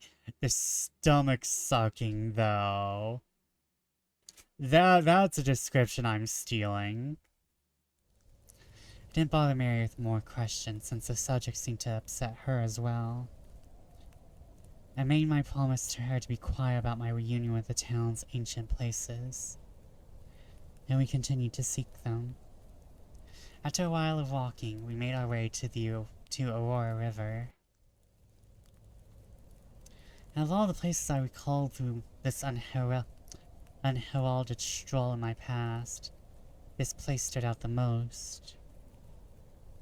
Felt, in a way, more lively, despite the agonizing fog, reminiscent of how quick everything took a turn for the worse, ending in pain. Perhaps it was the dim lights, the way they shone even though there was nothing to cast light upon. The way they shone in the water's reflection, keeping the river's bottom floor unseen from a wanderer's eyes. When I do go out, I like to walk along the river. It's the only place that's lit up. The only shining light I can see is here. Light brings hope. It really is beautiful. I can see why you prefer the river now. Yeah, the water here is the cleanest mirror around here. I went with Mary near the river's edge to see our reflections. As I was peeking my eyes into the water's reflective void, I saw myself. My reflection has changed from who I used to be, but standing right next to Mary made it look familiar again. You're so different from one another. What do you mean? Just look at us. We look like two different people. Well, of course we do. I'm Loraine and you are Mary. Yeah, I'm Mary and you are Loraine. I wanted to tell you that. You got a great style. You really stand out for someone living here. The clothes, they look like Titanic's color palette. What?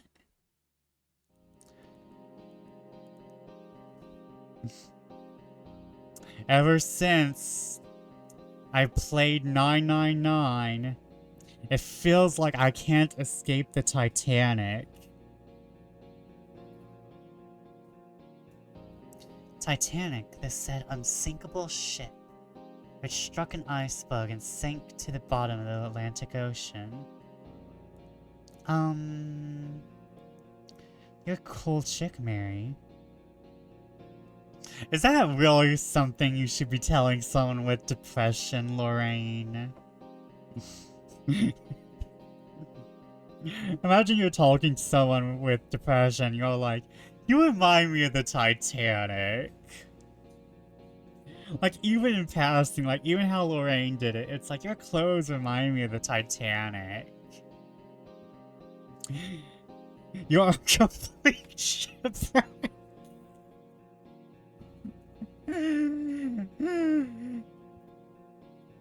You're an absolute shipwreck, Mary. Thanks.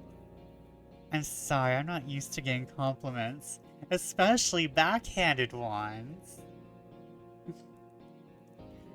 It's alright. I know how you feel, I've been there too. You're a total absolute shipwreck, Mary. You're awesome. I know how it is to feel alone. I know how it is to not have anyone there for you.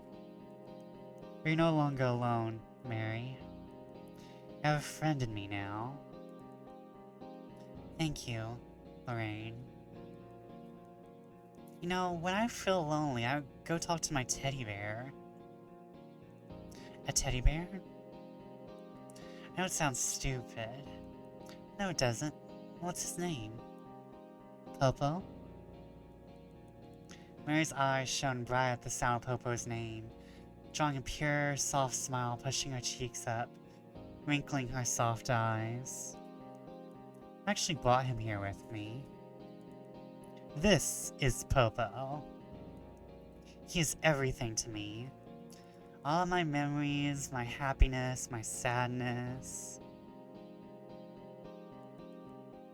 Can I hold him, please? Of course. Mary wrapped her gentle arms around the teddy bear, bringing it to her chest and locking eyes on it. She remained silent for a few seconds, looking with gazing eyes at Popo, as slim, barely noticeable tears formed around her eyes. He's clean and plump, and somehow, even though he's years and years old, and he's been through a car wreck. Let's not forget the car wreck.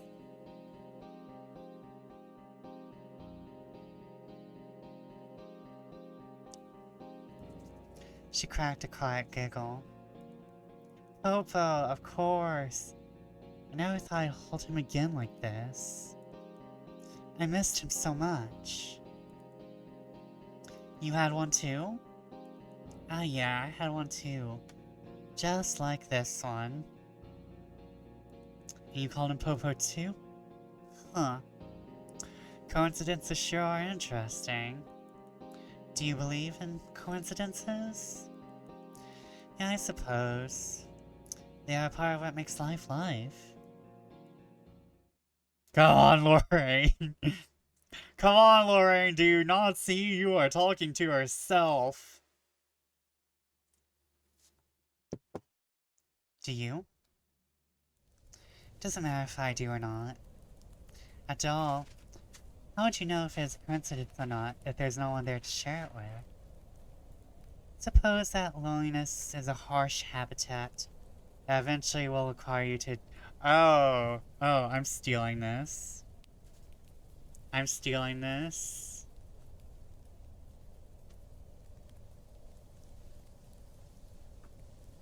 I'm stealing that. Loneliness is a harsh habitat. And what did you? You remind me of the Titanic.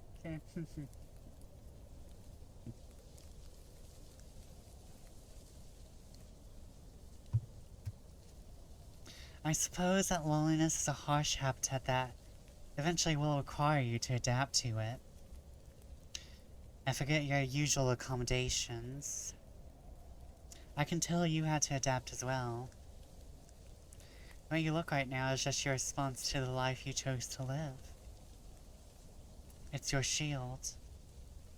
My question is there still something left behind your cold shield that needs to be protected? Or did it consume itself without you even realizing? I can't really remember my response to Mary's words.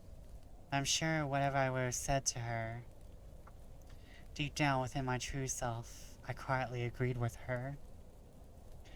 Her words were full of truth, if upon hearing them they might have not meant so much to me. Didn't understand it at first, or maybe just shielding myself from her question. Just like she said, "Are you goth because you can't deal with your trauma?" Next up, they'll compare you to the Hindenburg. Joy.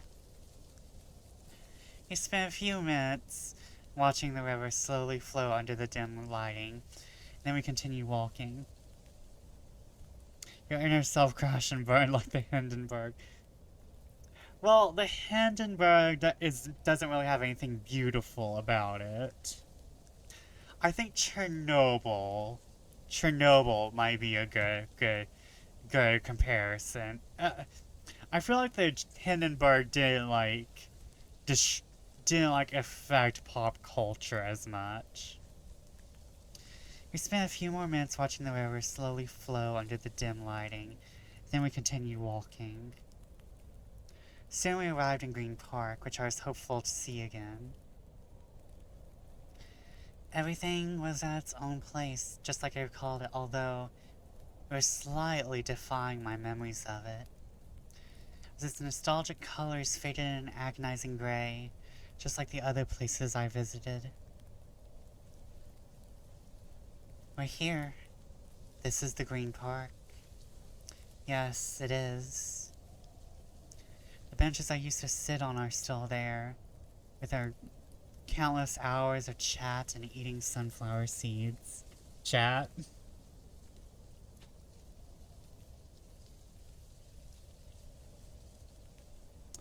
You liked it here. Even with people passing by, you still felt like you could have your own intimacy. We used to draw everything our eyes could catch. Okay, they're just dropping it. They're just dropping it. I remember when Wanoli asked for your sketch of her. She's willing to pay you, but you gave it to her for free. You loved watching the elders just enjoying their evenings here alone in their thoughts. You admired them. Do you still draw, Loraine? I don't, actually. Oh, why? Have you still studied architecture? I did, but I didn't do it for me. I guess it was a way for me to wash away my guilt. I wanted to feel free and good again. I stepped away from drawing as a whole. Don't want to be involved with it anymore. Mary's eyes seemed to be filled with a slight shade of solitude. I see. That's a shame. I mean, you do you. I just didn't expect that. I do understand why you chose to stay away from it. I do miss it, but I don't want to risk triggering myself. I've been dealing with enough problems. Tell me about them. Well, one of them is phonophobia. Phonophobia? Yeah, any loud noise can trigger me. The effects range from feeling of suffocation, anxiety, chest pain, fainting. That's horrible. But you're getting better, right? Doesn't impact your life that much, right? Does impact me enough, but I'm dealing with it. I'm no longer being dragged down by any inconvenience. After all, we're the only ones to blame for the shit that happens to us. No, Loraine. No, don't victim blame yourself, no. Sometimes it is other people. I have to live with it alongside others. I guess you're right. No, Mary, don't feed into yourself. Gosh, Loraine. I'm so sorry. Don't be. Sorry for still asking, but you said you finished architecture school? What did you do with your degree? I kind of want to make this fit before dude. And there's some shorts in FF14 that are perfect for it. So I know what I'm doing after stream. What did you do with your degree? Nothing. I did nothing. But then, what do you do for work?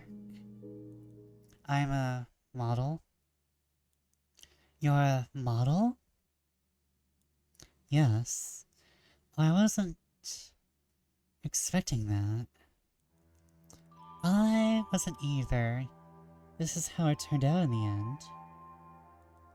No matter how much I worked and prepared myself, life has proven to me that having control over is just an illusion. Damn, I feel in pain. I feel too called out. New glam inbound, just be sure to use "You Remind Me of the Titanic" as the glam name.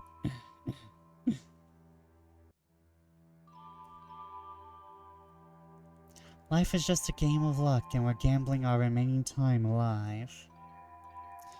That's why sometimes it can be beautiful, and other times it can be harsh. I just don't know what I'm going to do for the top. At least you're happy, right? I am. I like to think that I am. Feels so great to have people admiring you and aspiring to be like you. But maintaining this image is not the greatest of things. Looking in the mirror always reveals something wrong with me. Something which could be enhanced. My body has to fit in the required standards, otherwise I lose my job. Have to be careful with what and how much I eat, how much I weigh. It's a lot of pressure. Sometimes I wonder if it's really happiness or just me misinterpreting the pressure in order to cope with it. Mary looks sad after hearing the reality I have to live in. She still put on a comforting smile. I'm sure you'll sort it out eventually. That's why you're here, after all. Mary's words stuck on my head as we sat on the bench, breathing in the park's nostalgic air. A short brief of time passed. We began moving again. As we concluded our little detour, serving as a nostalgic stroll through the remaining dust of memories, finally getting closer to the street of hope. The road was still lit, but only barely through the thick layers of fog. As we walked, we passed by an unfinished house. The house was all alone, with only a large field behind it, which would have made a beautiful garden. Couldn't see the sun because of it. could see the red clouds embracing the sun, as it was staining the sky one final time before setting down. It felt so painful, almost like it was dying. It made me wonder if it will rise again tomorrow. I looked at Mary, who had been silent for the last few minutes, and it became clear. Tell she was concerned while hurrying, although she kept her composure perfectly. We were late. We were too late to start heading towards the Street of Hope. We wanted to make it there before dawn. Time felt like it had frozen. The harsh truth is that it was always ticking, faster than we thought. Time did not wait for us. I guess that's because we didn't spin it like we should have either. For as long as I can remember, I've always been fighting the ticking of time. It always caught me. Is it worth even imagining having control is possible, and I can't even handle my time? I knew it was bad. I read on Mary's sharp eyes, and on her soft, shut lips. It's okay, Mary. We'll make it.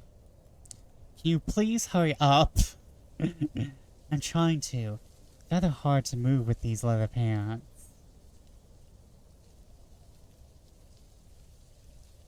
Yeah, I bet. Hey, what's the matter? What's this attitude? My attitude? Who else's? Mary, why are you yelling at me? I'm not yelling. Loraine, please, just try to make an effort. I'm doing all I can, okay? What, you want me to fly, too? It's getting dark. We have to hurry. Just please, can't you walk a bit faster? I'm doing all I can. Yeah, sure. All you can do is think about yourself. If you really cared about me, you would have tried. I'm trying, Mary. Geez, you're taking it too personal. Why are you being so selfish all of a sudden? I'm selfish? I've waited 6 years for you, and this is how you treat me? You really changed, Loraine. And I wasn't expecting you to be like this. I thought you'd be different. I thought you'd be the Loraine I used to know. Now that you're here, there's nothing left for me to hope for. What am I supposed to do? Mary, I don't even know who you are. Because you're too full of yourself. Don't even try to remember.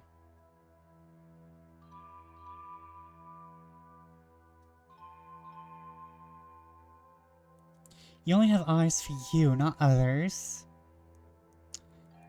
Well, having eyes for others has only made me suffer. You need a heart to care.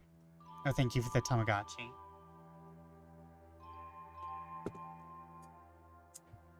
And I stretch.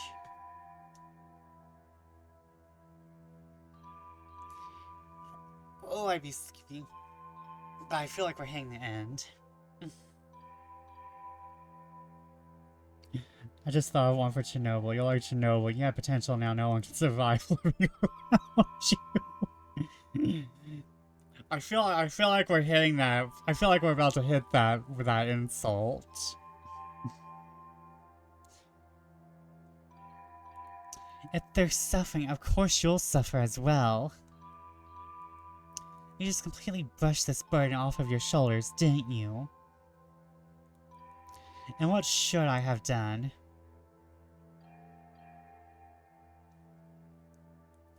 You shouldn't have left.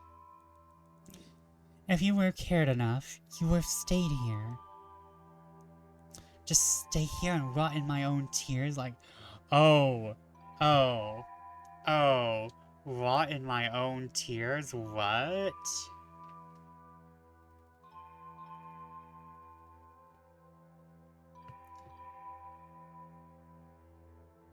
I'm sorry, the bangers?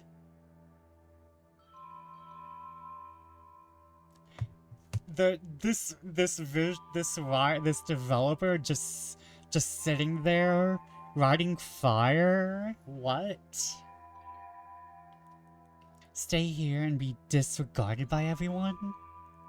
I have a life and I want to live it. I said the only thing you care about is your own self. At least I love myself. All you care about are other people and what they think about you. You don't even care if you have to die as long as you would please them, and neither would they.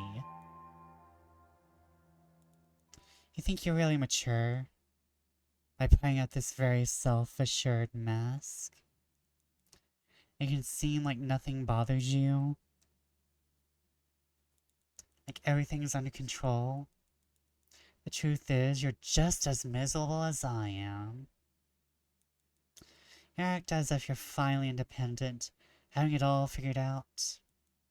And in reality, you're just a child running away from your problems. It's all a facade, a performance, the worst one I've seen. I might run away from my problems, but at least that's one way to deal with them. Ignorance is bliss. You just sit here with all your troubles pressing against your back, thinking that if you'll cry loud enough, they'll finally go away. You're not one to tell me about my flaws and what to do. You care about other people. You pretend to love them. But how can you do that when you don't even love yourself? Says the one who's blinded by their own self-love. You want to meet up with your parents after 6 years. Do you really think just apologizing will make you feel better? Apologies won't solve anything. They are dead. Words are just excuses in the end. They just like them, and nothing more than just what they wanted. A sheen only able to grow itself and by itself. I'm not like you, and I never want to be like you. I'd rather die alone here than be you.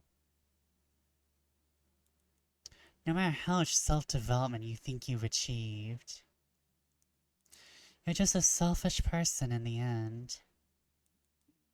You're not me. I'm not Loraine. Loraine is just what my parents wanted me to be. I always hated her. It's because of her they died alongside that man. Yet again, the memory of my reaction to Mary's harsh words was blurred. I probably ignored them in the end, just like I taught myself to. Guess it was easier to just have blackouts whenever I think of something able to cast a shameful shadow on me. But in my eyes, more than half my life was lived in darkness. Now I was finally able to be surrounded by light all around me.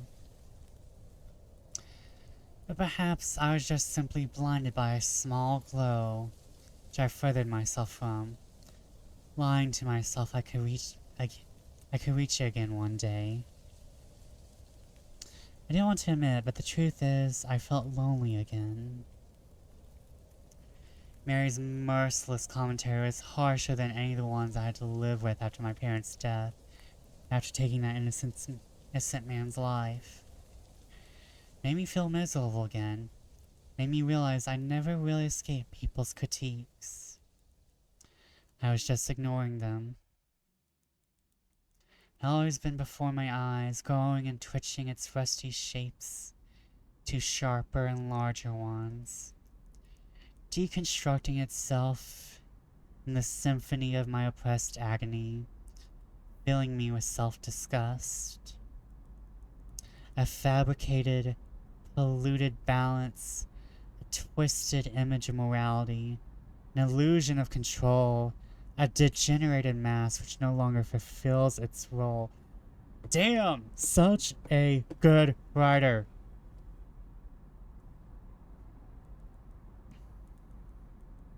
A disgustingly slim figure taking up too much space. So, the writer wasn't writing fire. The developer is just on fire. The developer was just on fire. The pen was on fire. The paper was on fire. The developer was on fire. Everything was just fire. Disgustingly slim figure taking up too much space, constantly puking out all of its obesity of vermins, strangling anyone it interacts with. Closed up, isolated, decolored, covered in a dark veil of shame, only able to feed off of others' misery in order to make its own wants scream more softly. A degrading, toxic self-love consuming the body shell, letting its body and veins leak out. Mary could see it. Her breath froze. Her eyes widened. Her skin became pale. Sweat was dripping down her forehead. Jeez, what a teardown. Despite its obviously concerning presence, I was not able to see it, but I could feel it. Same feeling I thought was chasing me since I arrived here, but actually has been chasing me long before I had made up my mind to come back here.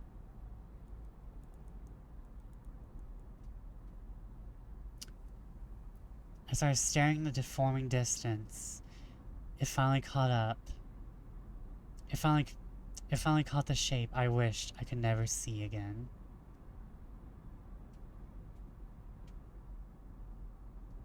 Oh, what the fuck is that?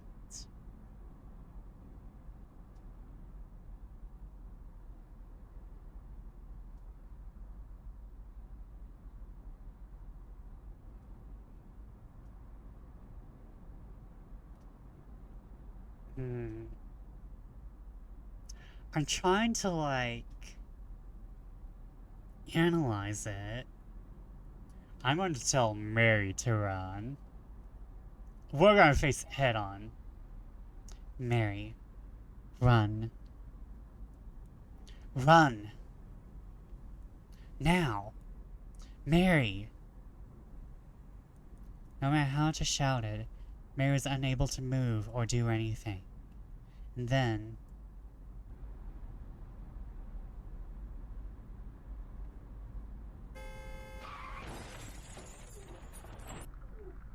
Mary's eyes were opened again.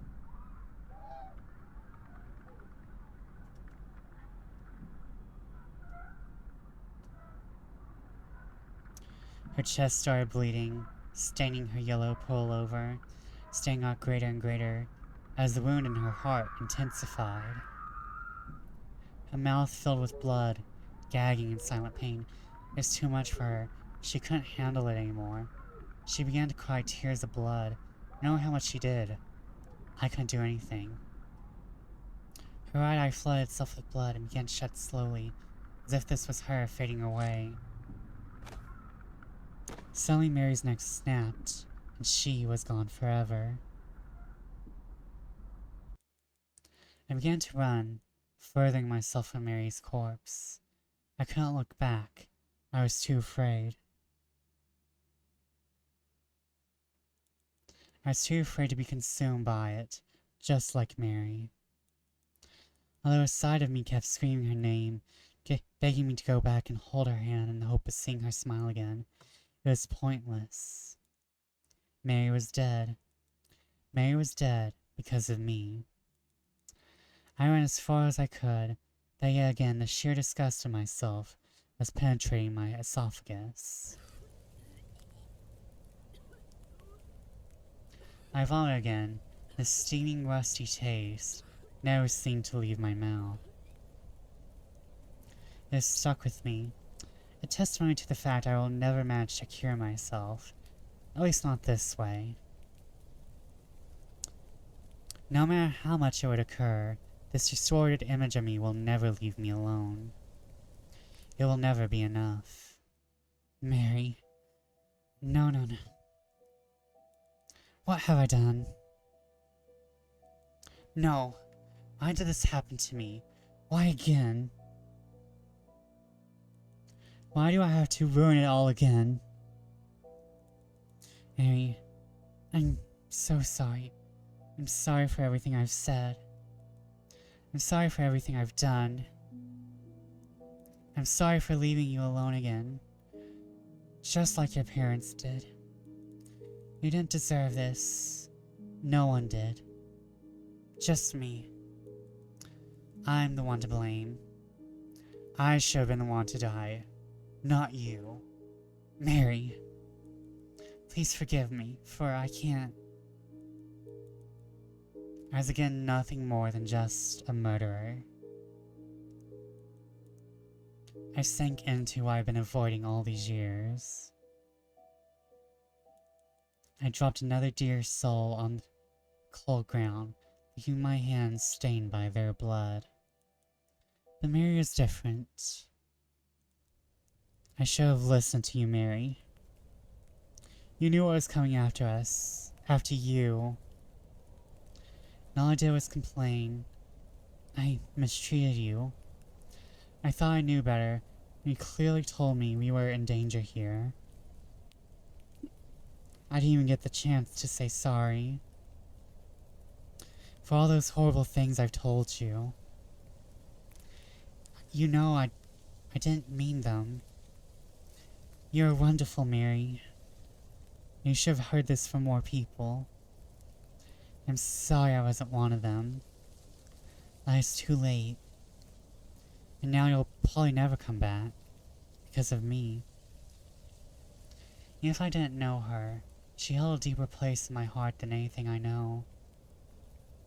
And I didn't realize this when I met her. But now I know for sure. I've been so afraid to let Mary reach my heart. See the world through her eyes. I detached myself from her because of her vulnerability. Her vulnerability killed her. But at least she had lived true to herself. Her heart was beating like a human's. She was too kind for this world. So I've become everything but her. So, I want everyone to know this is hitting me a little hard. Like, later I'm probably gonna be crying in my bed. Because I'm feeling this. I'm feeling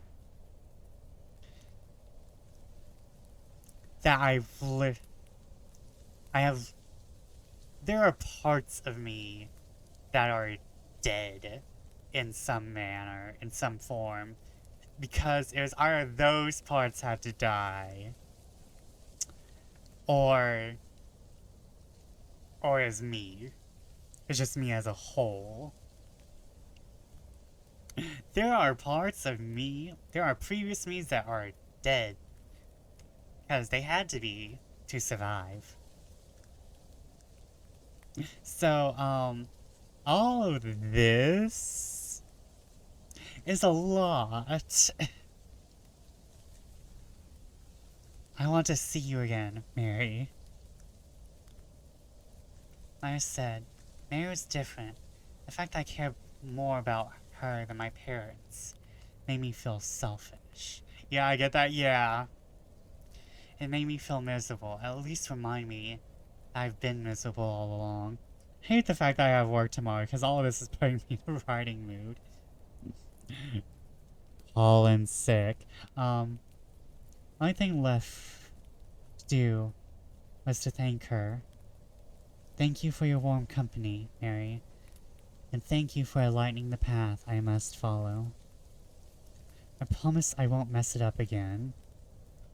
Because of you, now I know where to look for my parents, and I'm no longer lost. I promise you that I'll change. I'll change No matter how many times it is needed for you to forgive me, I become the best I can be. Having made this promise to Mary, I continue to walk the now darkened roads, which will eventually lead me to the block with willows on the Street of Hope. The rush to get there in time could no longer be felt, as it is already too late.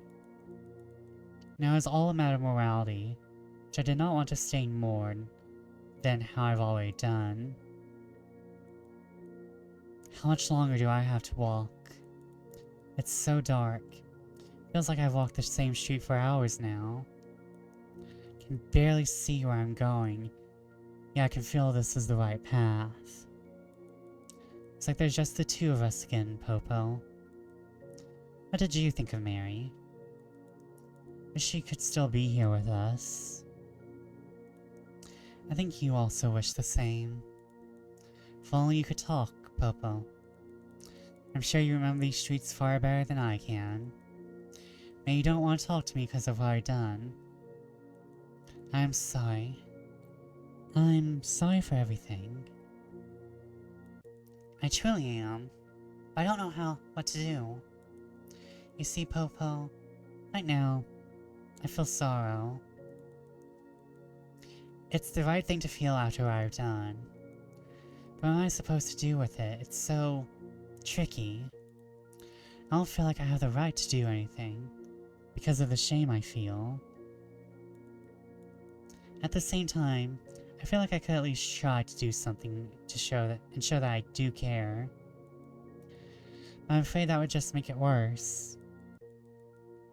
Sorrow is simply something that remains constant. No matter how deep I feel it, it won't repair anything just by letting it fill my heart. But should I do something after everything that has happened? I guess all that's left for me to do right now is walk. And walk. Don't know how much longer I have to keep on walking. But at least I know that each step gets me closer. At least I know I'm doing something that's not in vain. I kept on walking, but I don't know for how long. There was something that didn't... Time was something that did not matter anymore. My visions and senses were becoming darker and darker, as walking was slowly becoming an effort. There were slight moments when I would simply walk with my eyes closed. When I opened them, I realized I was finally there. After countless streets and minutes of suffocating silence, I was finally on the Street of Hope, the one I've been looking for too long. Didn't even notice that the fog was gone. I was finally allowed to look forward, only limited by the dark of night. Oh, the fog is gone. She's seeing stuff. This is it. I finally made it. Just like Mary said, a block with willows. Hold on.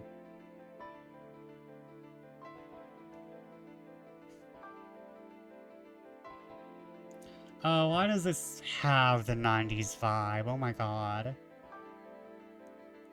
Well, Lawn Willow. Oh, and I'm noticing the art does change. I was thinking it was subtle. But yeah, the sprite art does change.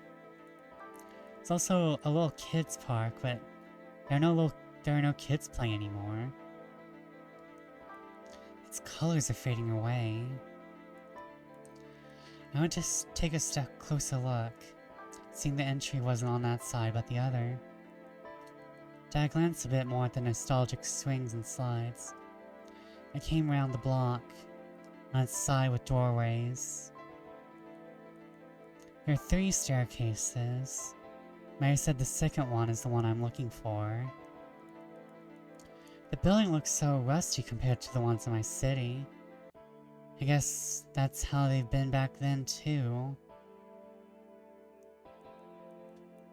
I walked to the second staircase's doorway. The door was pale and wide and sealed up. Standing in front of it, I became submerged in a soft feeling of anxiety, but my chest wasn't hurting. I could still breathe normally. It's somehow warm and welcoming, but I still hesitate to make the next move. This is it. I have to call the intercom if I want to go forward.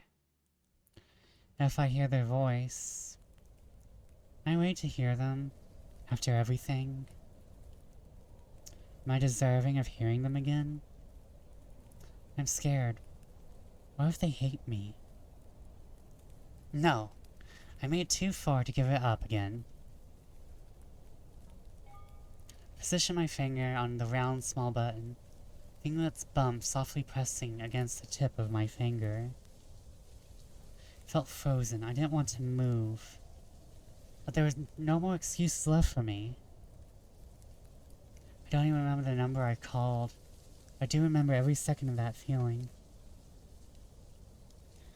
I got to go for now. I hate to go and not see what happened. Don't worry, don't worry. There's the VOD. There's the VOD. There's always the VOD. Unless I do something stupid again.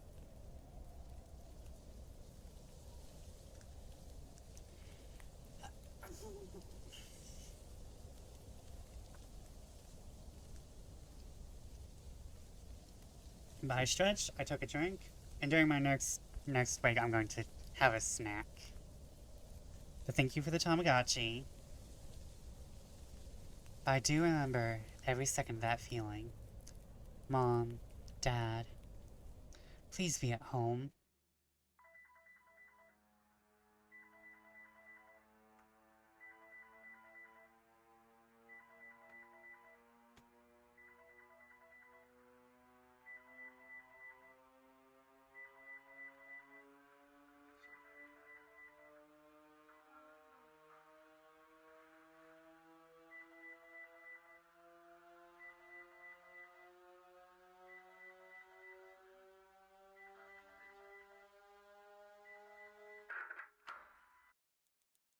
At the loud, irritating sound of the intercom, the door was opened. The door opened? Means they're here. They really are here. Go inside. I dragged it by its handle and made my way in. It was cold inside, much colder than outside. The walls were freezing, and a rather sad tone was circulating the whole room. For me, there were a few steps leading to another door, which would lead me to the stairs. This is the mailroom. It's all empty. I guess that's to be expected. Mary said there's no one around here anymore. Is there clickies? No letters? Okay.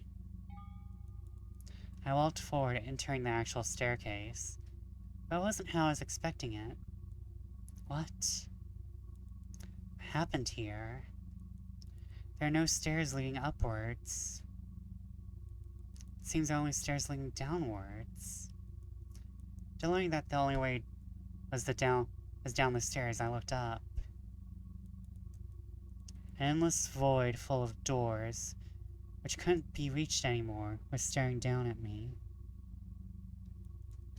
There are so many doors. How is one supposed to reach them? They're so far away. Can't even see the ceiling, it's too dark. Took a step closer, reaching the stairs railing. I leaned forward again to sink my eyes into the inky distance. Damn it. I can't see the bottom floor either. Must be a long way down there. I should better start heading downstairs then. My parents are waiting for me.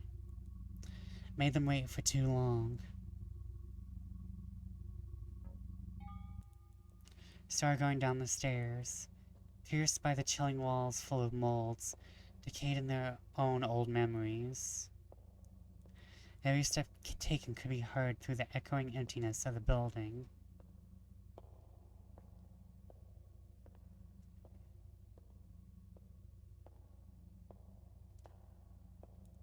As I was going down, I noticed there were no doors. I looked one last time at the endless amount of doors hanging on the walls above me, fading out my vision. Then I continued descending myself into the darkness below. What could they be thinking of me right now? Could they be happy? Or are they mad? Not sure what I should say to them. If I'll just be myself, I might end up hurting them again. Like I've hurt Mary. Don't know which are the right words. If I say I'm sorry, they'll just think I don't actually care. Because that's the only way you could interpret it. I've been away from home and from them for 6 years. Isn't it selfish of me to ask only now for forgiveness? Do I deserve it? Is it the right thing for them to see me? Or is it just the right thing for me? What I'm asking is if I deserve to see them. I've longed for this moment unconsciously for so much time. I've never given them closure. I just distanced myself because of the sheer shame I felt. And all the unspeakable guilt. Taking someone's life. Or innocent man's life. Man surely who had kids which he loved so much. Man who had parents who he also loved so much. Man who was simply living his life. Who was that man? I don't know. But I'm so sorry. Did he have a name? I don't know. I'm sorry, I swear. What was that man? Ad starting soon, Vesper, if you want to fake. I kinda do. I need to go pee.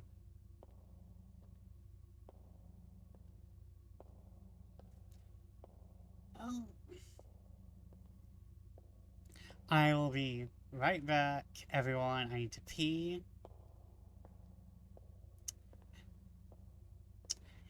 And so, BRB.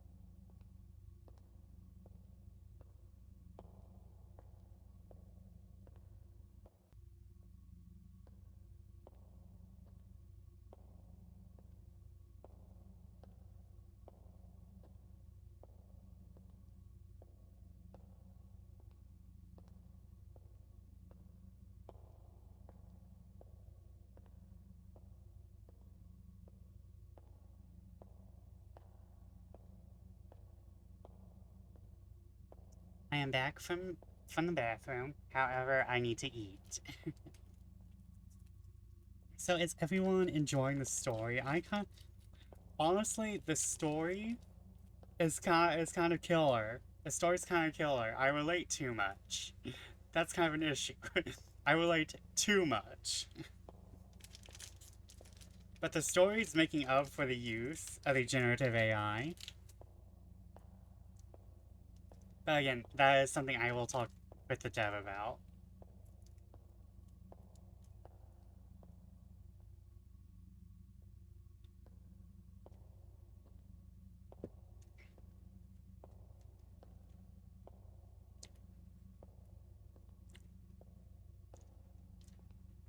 Let me just fill up my stomach real quick.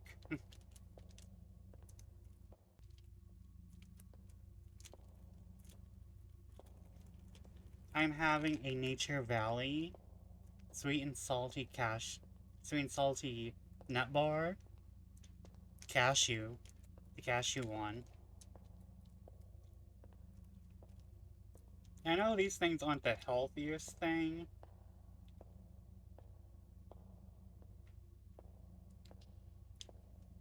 But my god, they're yummy.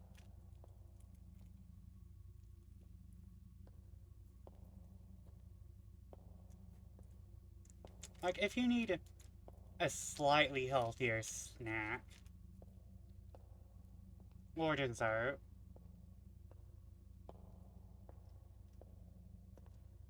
I totally recommend the Nature Valley bars.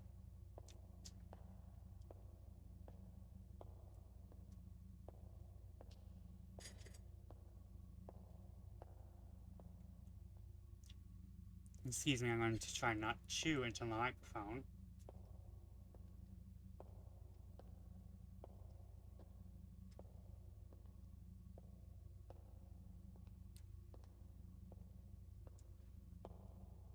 I should probably just muted. Now everybody got free Vesper chewing ASMR, lovely.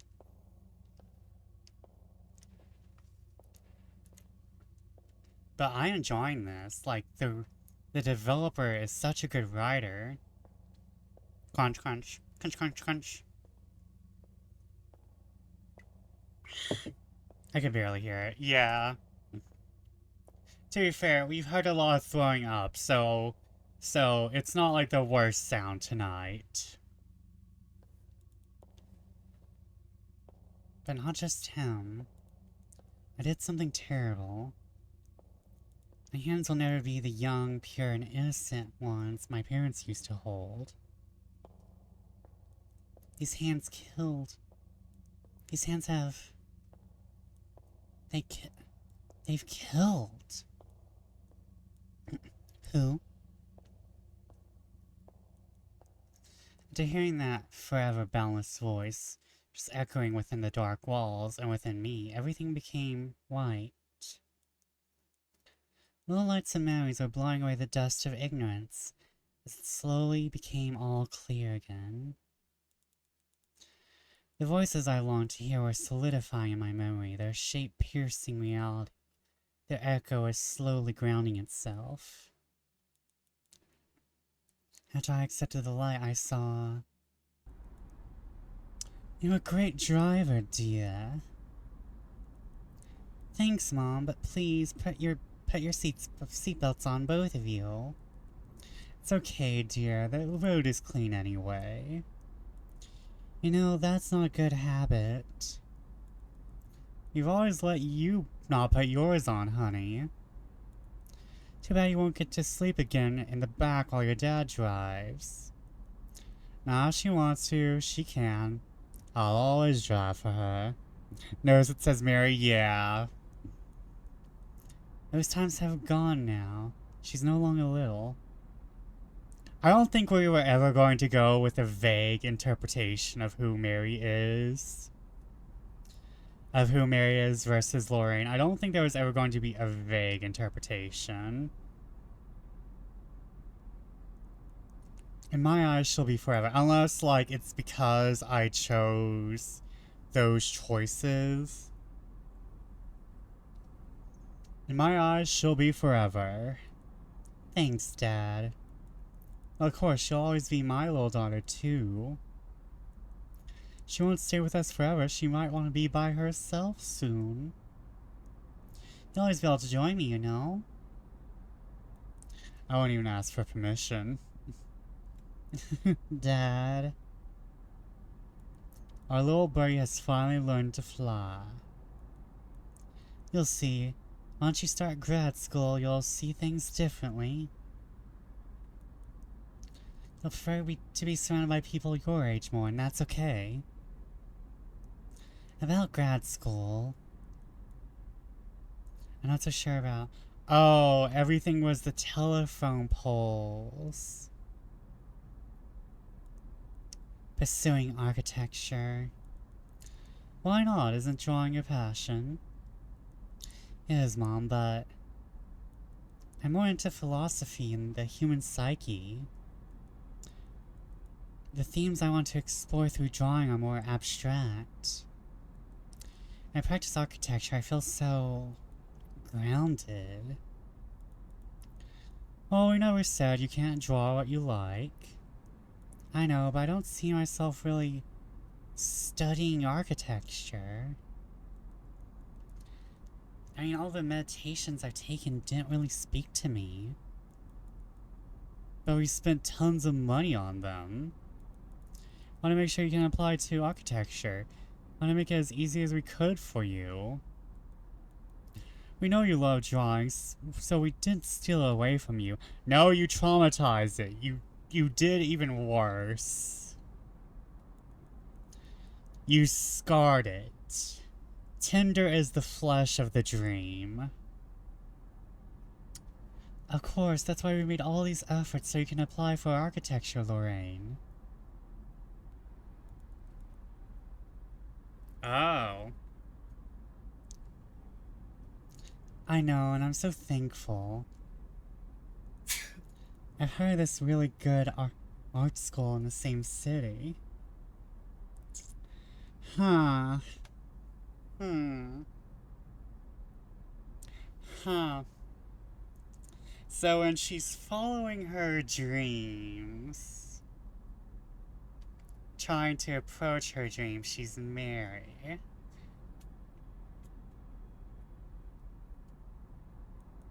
It's praised by many, and it's known to help young people like me find jobs. But you're studying architecture, Loraine.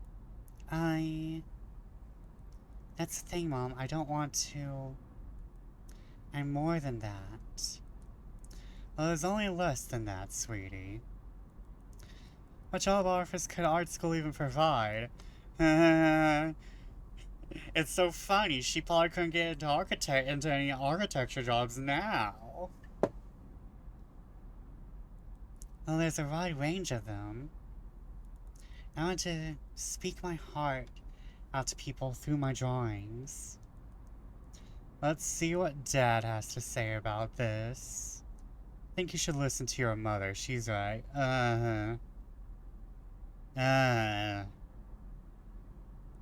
Is that it? Is that it? Listen, sweetie, your mom and I made sure to give you the best educational treatment. We did our best to find the best features to prepare you in this field. And all of our work and effort was made in the end for you. To make sure you could live by yourself just as happily and carefree as you have lived with us. Yes, Dad, but I don't see myself doing this and being happy. I know artists might not make the most money, but all my life has been about money and spendings. I don't think I want to chase that mentality. What mentality? The mentality of wanting to assure food you actually enjoy for dinner every day? The mentality of wanting to afford all the clothes from the brands you like? You think that Victoria wood necklace you wear all the time was cheap? Vivian Westwood.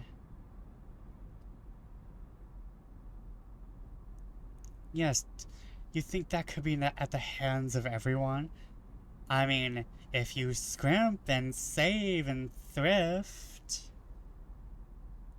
Listen, dear, I don't doubt your incredible talent or potential. I'm aware you can create incredible things. This is the safest option for you. It's all about drawing your one true passion. Again, you're scarring the passion. And about math and physics too. Yes, if you have the gift to be so talented with your hand coordination, also juggle numbers and logic, why not take the chance, sweetie? Because I want to take a different chance. You see, I've kept this inside me ever since because I knew you wouldn't like this idea that much. But I finally built up enough courage to take this leap of faith. Look, there's one more week before the entry exam. Just try to think this through, okay? I already did. The day after tomorrow is the entry exam for the art school. I'm going to apply. But you can't. I can, Mom. I'm 18 years old and I can make my own decisions. Well, sure, you can take the entry exam for your art school and also take the one for architecture. Until the results come out, you still have time to think about it. Yeah, he's right. You can do as such, right? Right? I heard their voice, but not from them, but rather from an old memory whose lyrics were too harsh at the time to pay attention to.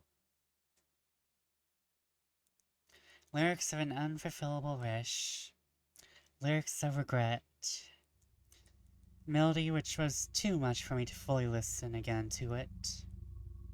Mom, Dad, I remember.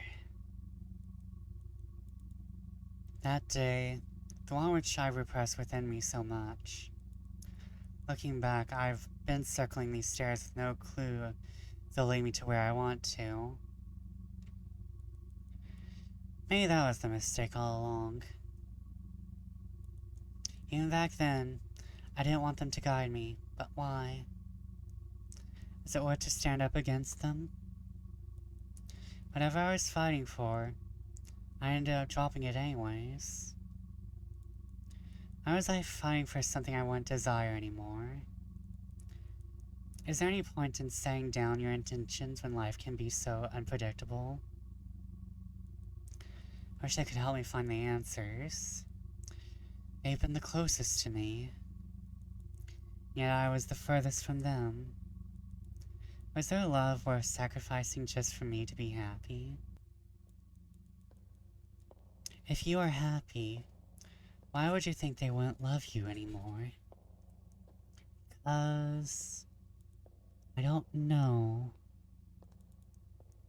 'Cause my happiness does not reflect the one they envisioned for me. 'Cause I won't throw all their efforts in vain. Efforts for what? For everything. To assure a successful and happy life for me. If they just want you to be happy, then nothing can go in vain if you're happy in the end.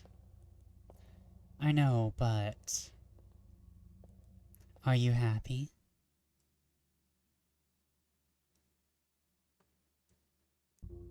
I don't know. May was always curious if I was. Now she would hear good from me, her eyes would simply lighten up. In all of her letters, she was waiting for me to tell her that I'm happy in the end. But I'm not sure if I was able to deliver that ending. I guess I was far from what she was expecting out of her life, in every way. I might not be the happiest, but even if I were, I think she would still be disappointed. I failed to carry on her legacy. Oh. She didn't kill the part of her that she needed to. Well, she did. She killed the part of her that dreamed. But she also killed the part of her that wanted to make her parents happy, but she still took the name that her parents gave her. Mary was authentic as a person, and now no one will ever get the chance to meet her again because of me. I promised myself to never think about it so deeply again, to forget everything, to start a new fresh beginning. But as I'm furthering myself in the depths of this building, I feel like I'm also going deeper within myself. A place which I was so afraid to tap in before, and I still am. I'm terrified. That's why I don't want to be alone anymore. I don't want to be alone with my thoughts again. But I always end up, well, not sad, but lost, I guess. I just want to go back, but I can't keep running away. I'm 25 years old, yet I'm still acting like a kid turning 18. It doesn't get better as you grow older. I think it gets worse. We're all just pretending. And so I hurt everyone around me. I've extinguished Mary so I could finally take matters into my own hands. Take action because crying was no longer an option for me. Now I realize I've never actually taken any action, at least any constructive one. I just ran away from everything. Mary's right. She had all the rights to be mad at me. Do you think she's mad at you? Probably. I'm not the person she aspired to be. She was happy that I came back here, back to her. But slowly as we talked, she began to feel more distant with every detail of my life I would share with her. It's not just because I might still be miserable, that maybe I haven't sorted things out. In her eyes, who knows? I might look like a psychotic slut. Complaining about having to run in leather pants. I'm pathetic. I mean, just look at how I'm dressed. Is this how I want my parents to see me after 6 years? I look like a hooker. We do not. There is no slut shaming here. There is no sex worker shaming. You are allowed to look like a hooker if you want to. But I felt so beautiful. That's why I continued to dress up like this. Finally made me feel comfortable with who I am. That's why I love modeling, because I feel like at least a quarter of the star which used to brighten my parents' days. For them, you're bigger than the sun. Your parents would be proud of you to hear this. But this is not what Mary wished for. If she's not happy, then how am I supposed to be? Gave up on what meant the most for her. Gave up on everything that made Mary be Mary. Mary wanted closure. She wanted to know that her suffering, caused by repressing her dream within her, could be healed. She wanted me to heal this self-inflicted wound. Give her hope for the future. She wanted to know if her dream could become reality. She longed for an answer, confirmation that her efforts and pain weren't for nothing. She had no one. Even her parents wouldn't understand how important it was for her. I was the only one who could understand her, and I failed her. That's why she's been stuck here. Because there's no light to dry off her tears. Oh no. Why I have to stop like every 10 minutes to take photos of fire language.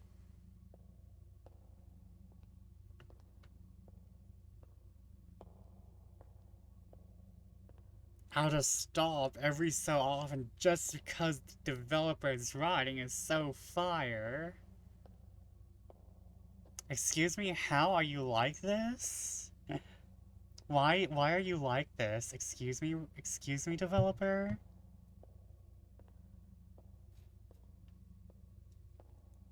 And coming here to see her was probably a mistake.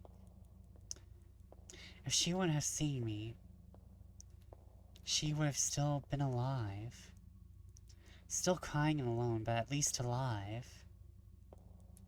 Isn't it better that you put her out of her misery? No. No, no, no. I killed her. I killed Mary. There can be no excuse for such a thing. I'm a murderer. I can't put her out of her misery if I was the one who destroyed her life in the first place. I'm just a monster, and I can't keep finding excuses. I have to own up to my actions. I can't deny them anymore. If I do, I'll just lie to myself again. And I don't want to anymore. I don't want to live in a lie anymore. I want to be honest. If not with someone else, then at least with myself. I want to be aware of what I've done, of what I'm doing. I want to be aware that I'm sad. I want to be aware that I'm not happy with how things are going.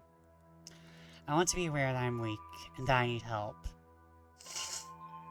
Why do I keep being called out like this? Why do I relate so hard? I don't want to lie anymore. I want my smile to be genuine, not just a weapon to show people what a great life I have. Because that's not true. I want to accept that. Sometimes I'm just not that great. I want to accept there are other people far better than me. Because there are. I don't want to envy them. I want to look up to them. I just don't want to be so stubborn anymore. I want to be aware that I'm not the best, but still feel encouraged and motivated. I lost myself trying to maintain my public image, trying to be perfect all the time. I'm not blonde, it's just dyed hair. I'm not healthy, I get triggered by loud noises, and that's a psychological problem. I like to eat, I love food, but lately I've started puking it out. I even lied to myself about it. I'm struggling with my weight and my body. And through all of these, all of the good things about me are just lies. I don't even know who I am anymore. But you do know who you are. You are yourself. No, no, no. No, no, I'm not myself. I'll never be me. I can't be myself. The only thing that I am is a monster. I put my ambitions of becoming, again, a normal person before being human. I'm not. Why do you think you are a monster? Because I've killed. I killed my parents. I killed a man. And I've killed Mary. People who are very important to me, but also people who I had nothing to do with. It's all because I was selfish, and I still am. Why did I decide to end the life of someone whose name I don't even know of? Someone I never interacted with? Why did I kill someone? Try to remember who he was. I don't know. I just know that he was happy. No, he was smiling in his car even if he was driving alone. He knew where he was driving and he had no worries. Then I suddenly appeared. Paula crashed into him. I can't tell for sure. Remembering it means I also have to remember... Can you do it for me? I'm not sure I can. I'm scared. I don't want to. You don't want to lie to yourself anymore, right? That's true, but I can't. It's too painful. My heart. I can't bear that image anymore. It hurts so much. You have to remember. That's why you came here. To remember. Remember. I felt too ashamed to pursue refusal, so I had to let myself in. Let myself in the cold arms of near death. I stopped on the stairs, grabbing tight on the railings, as anxiety was building up. Trying to remember something like that felt like trying to twist a knife in my own stomach. But yeah, I had to do it in order to survive. Ignorance from a bliss became pure poison. I had to puke it out immediately. And so I stepped back again in the light. No! No, honey. No, Mom. All my life, I tried to make you both proud by doing what you wanted me to do. But now I want you to be proud of me for who I really am. And I don't care how hard it will be. I'm willing to put in all the effort, and I'm willing to work for it. And I will earn my true happiness, and I'll earn your respect as well. I appreciate your determination, I really do. I can't find my words, but your strong will really is a great virtue. But you have to understand us as well. As your parents, we would be devastated if you wouldn't manage. Stop making it all about you. If I don't manage?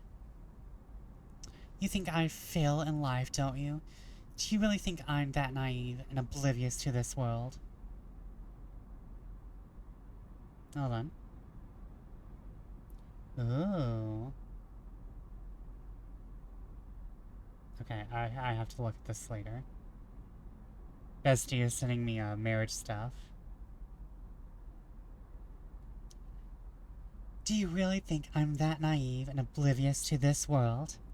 Is that why you ground me to stick only to your ways? Because you think I can't achieve anything on my own? You don't believe in me? Stop being so goddamn ignorant, Loraine. It's not about us, it is about you. I keep feeling this game is almost over. It keeps going. Yeah! But it's a gift that keeps on going. I need to go to sleep. You can catch the VOD. You can go sleepies. I encourage anyone who needs sleep to go to sleep. If you need bed... If you need to go to bed, I highly encourage you to do so, because honestly, I'm probably going to hit the hay right after. I just need to shower.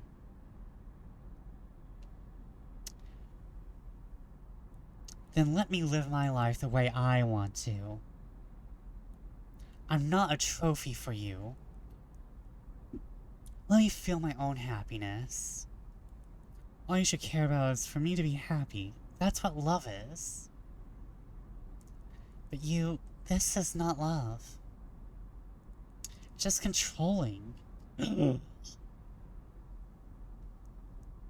everyone, if you need sleep, go to bed. Get yourself ready. If you still want to watch while in bed. Watch me while you're all going off to sleep. Brush your teeth. Go to bed. Get all nice and comfy. Tuck yourself in. And like put me on your chest or something. But go to bed. How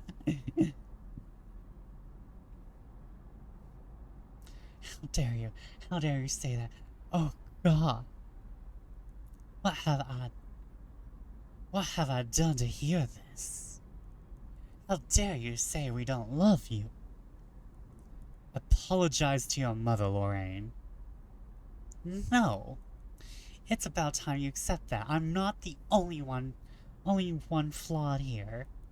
Doesn't matter if you love me if I don't feel your love. You selfish brat.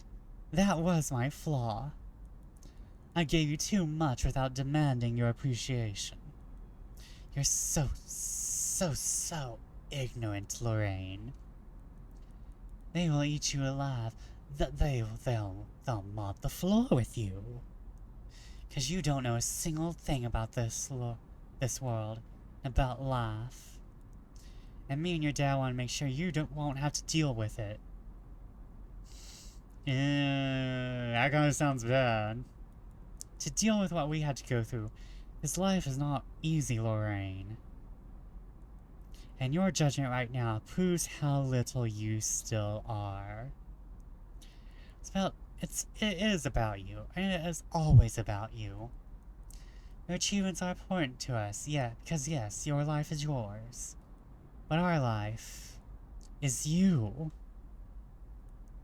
Not because of your simple-minded reasons like our pride or status, because you are a child, Loraine. We only want the best for you, god damn it.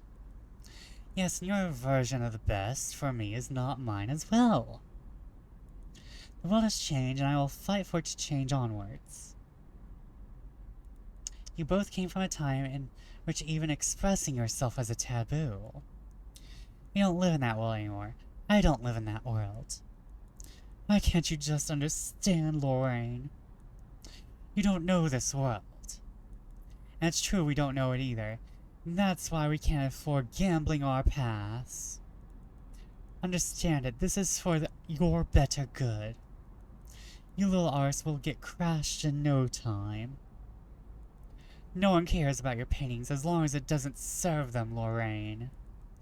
If anyone would actually be willing to pay you, they'll do it because of pity. There'll be no place for artists and pathetic daydreamers like you in this world. Loraine crashed the car. Mary crashed the car.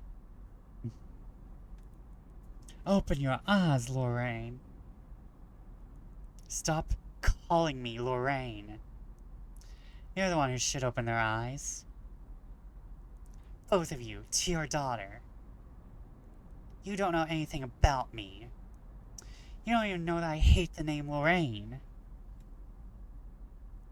Why even bother naming me Mary if you won't even call me that? Oh. This is a twist. I'm not your Loraine. I will never be your Loraine. And I will never want to be your Loraine.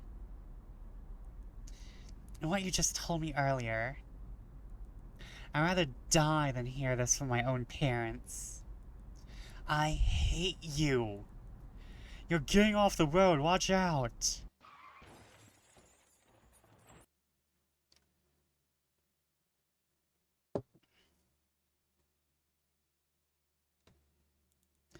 Those were the last words I ever heard from my dad. Didn't get to hear my mother again. I did consider her words. I hope I managed to open my eyes in the end. After we crashed, everything went black. I remember the ambulance's sirens piercing the dry summer air. I can't remember much else of that day. Only the blue sky shadowed by an electricity pole, staring above me while I was laying down. I couldn't move. I was only able to stare at that pole while all the commotion around me was unfolding. My senses were lost, and I was fighting to grasp the air and breathe. I didn't realize what just happened. I could feel pain waves traversing my body. I could hear people, but their voices were blurred. I wanted to call my parents, but I couldn't bring myself to say a word. It was too painful. Now you remember. Yeah, but I still don't remember the man. That's because there was no man. You haven't killed anyone. It's all just a tragic accident. A consequence of carelessness. You were angry and you lost focus on the road.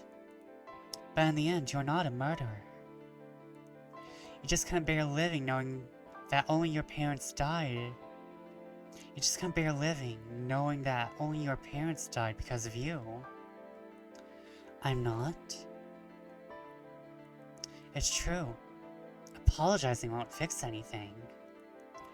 Your mistake did have consequences felt by others. But you're not a murderer. You've never been one. But everyone thinks I am one. People's opinions will always be split. But the first and only one you have to convince is yourself. Most of them were just a projection of your shame and guilt. There are people who cared about you and wanted to help, Loraine. But you're too focused on your own pain. You pushed them away. You pushed everything away. And you still do it to this day. I know it's true, and I'm just so ashamed for not being able to take the step and work with myself. But I can't deny it. No matter how you look at it, I did kill my parents. Accident or not. I was the one driving.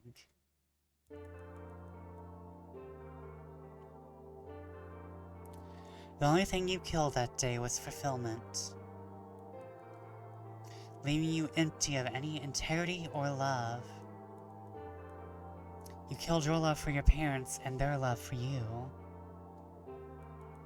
The love for life, for yourself, and for your goals. But time can heal all wounds. You don't have to kill yourself again overnight just to be reborn a better person. You need to embrace change. Embrace your mistakes. Learn from them and be happy with yourself. You still have a bit of time left to make your decision. She was right. I had to make up my mind, and quickly. Again, time felt like it could never wait for me, even for a second. I regained my vision, finding myself going down the dark stairs, and soon I was finally there. I made it. I finally reached the bottom. Door's number is missing. That's the only one, so this must be it. I knocked on the door, and then it was slowly swung open, and there it was, my home. Mom? Dad? Hello, I'm home. It's me, Loraine. I know that you may no longer be here. I know it would be impossible to find you here. It didn't stop me from hoping. If you can hear me, I want you to know that I'm home now. I'm finally home, and I've missed it so much. I'm sorry. I'm sorry for everything. Not sure if you can forgive me, but I just wish to still be your little girl and make you too proud of me. I need you. I need you, and I'm so happy to be back. And with these being said, please excuse me for coming inside. I walked inside, feeling embraced by the dust filling the room. Despite the ancient time-wrapped walls, their rust was welcoming, and the cold colors were warming my heart. A tight hallway, decorated with hanging colorful carpets, small hanging pictures, was connecting the entrance doorway to 5 other rooms. A small bathroom, a living room with a dinner table too, a kitchen, my parents' bedroom, at the end of the hallway, my bedroom. It all feels so small and crowded. My current apartment isn't the biggest one, but now it feels much larger. I don't recall us to have been a poor family. I have had a small home, but it never felt that way, at least for me. Never felt pressured by how much money we had, but being back here again. I think I understand now the reality we were living in. Never got to thank them. I gently pushed the living room's door, making my way in. The living room. We'd always gather here every night, play cards, eat together, talk about everything. My parents might not have been the most open-minded people, but they were people of culture. They were always encouraging to discover the world and learn. That's what I did. I was mostly alone because I liked sitting in the back, observing everyone. Didn't have a problem with it. Even if sometimes I might have wanted to join others. Felt the most comfortable in my place. I like discovering the world by myself and only by myself. And put all my thoughts on paper, drawing anything I could see. Drawing was my way of expressing appreciation for what I see. The ones I liked were seeing the most were people. Unfortunately, I didn't get to see myself too. Just sat waiting for someone to see me too. Eventually. Looking back on it, maybe I did feel a bit lonely. Even now, I still feel lonely. Guess those times were just a bit easier. I want to see my old room. I walked down the hallway until I reached the door at the end of it. Took a deep breath and I opened the door. It's just like I remember it. My shelter where I would always feel welcomed. Where I shed my tears instead of holding them in. It always felt like a safe zone. There's nothing to disturb me inside of here. I kept all my things in here, even old toys I couldn't let go of. Here I could write, draw, paint, dress up, cry, laugh, talk to myself without anyone judging me.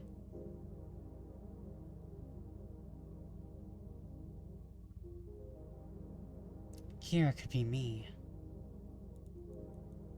After the accident, it became a prison and isolation room. And all of childhood charm faded away, just like I was fading away. The place I felt the safest just became an empty room. Empty enough to imprison my eyes here. Oh wait, fuck. So many awesome lines.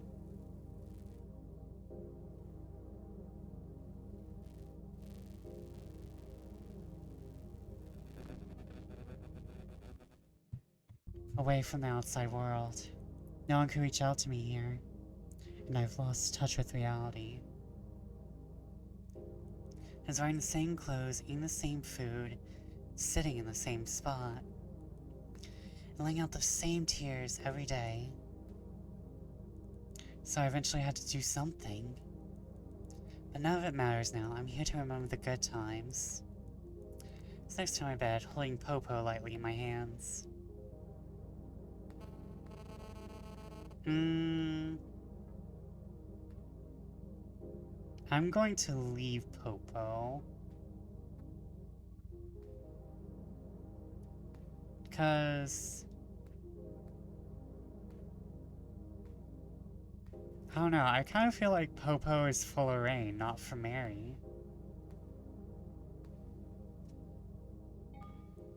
Here, Popo, you should rest a bit. Do you remember when we used to sleep here together? You know, keep me company every night? Bet you missed our home and our old comfy bed. You're always taking care of me. Now, I want to take care of you. That's why I'll let you rest. The Mary who used to live here is in greater need of you than I am now. Please take care of her, too. And forgive me for putting all of my burdens on your shoulders as well. It was never my intention. I just needed someone to be with me. But I guess I wasn't ready. It's time for your long-awaited sleep session. Go hibernate, my little teddy bear. You deserve it, buddy. You've been a great friend, and even more. You are my family. I love you, Popo. Goodbye.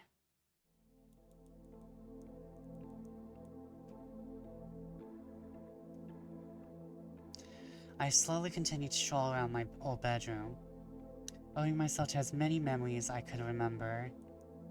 There's just so many things wrapped in cold dust here. I feel responsible for not caring more for this place. Is it too late to rearrange things around in here? And closer to my old desk, there were two sheets of paper sitting on it. What are these? One of them seems to be a writing. Who's Mary? That's it. I remember it. I remember writing it back when I wasn't sure where to study further, where my life was heading. Mary was also experimenting with new things. Thinking about it now, it seems a bit far-fetched. But I wrote at a time when I truly felt like I didn't have control over my life. Just following set directions. Should I read it? Read it. Who's Mary? Who's Mary? We really don't know her. I mean, yeah, sometimes she comes around here, we talk about, weird stuff like we call them, as we like to call them. Though we're not really close. She's always wandering around. Sometimes it feels like she's not even here.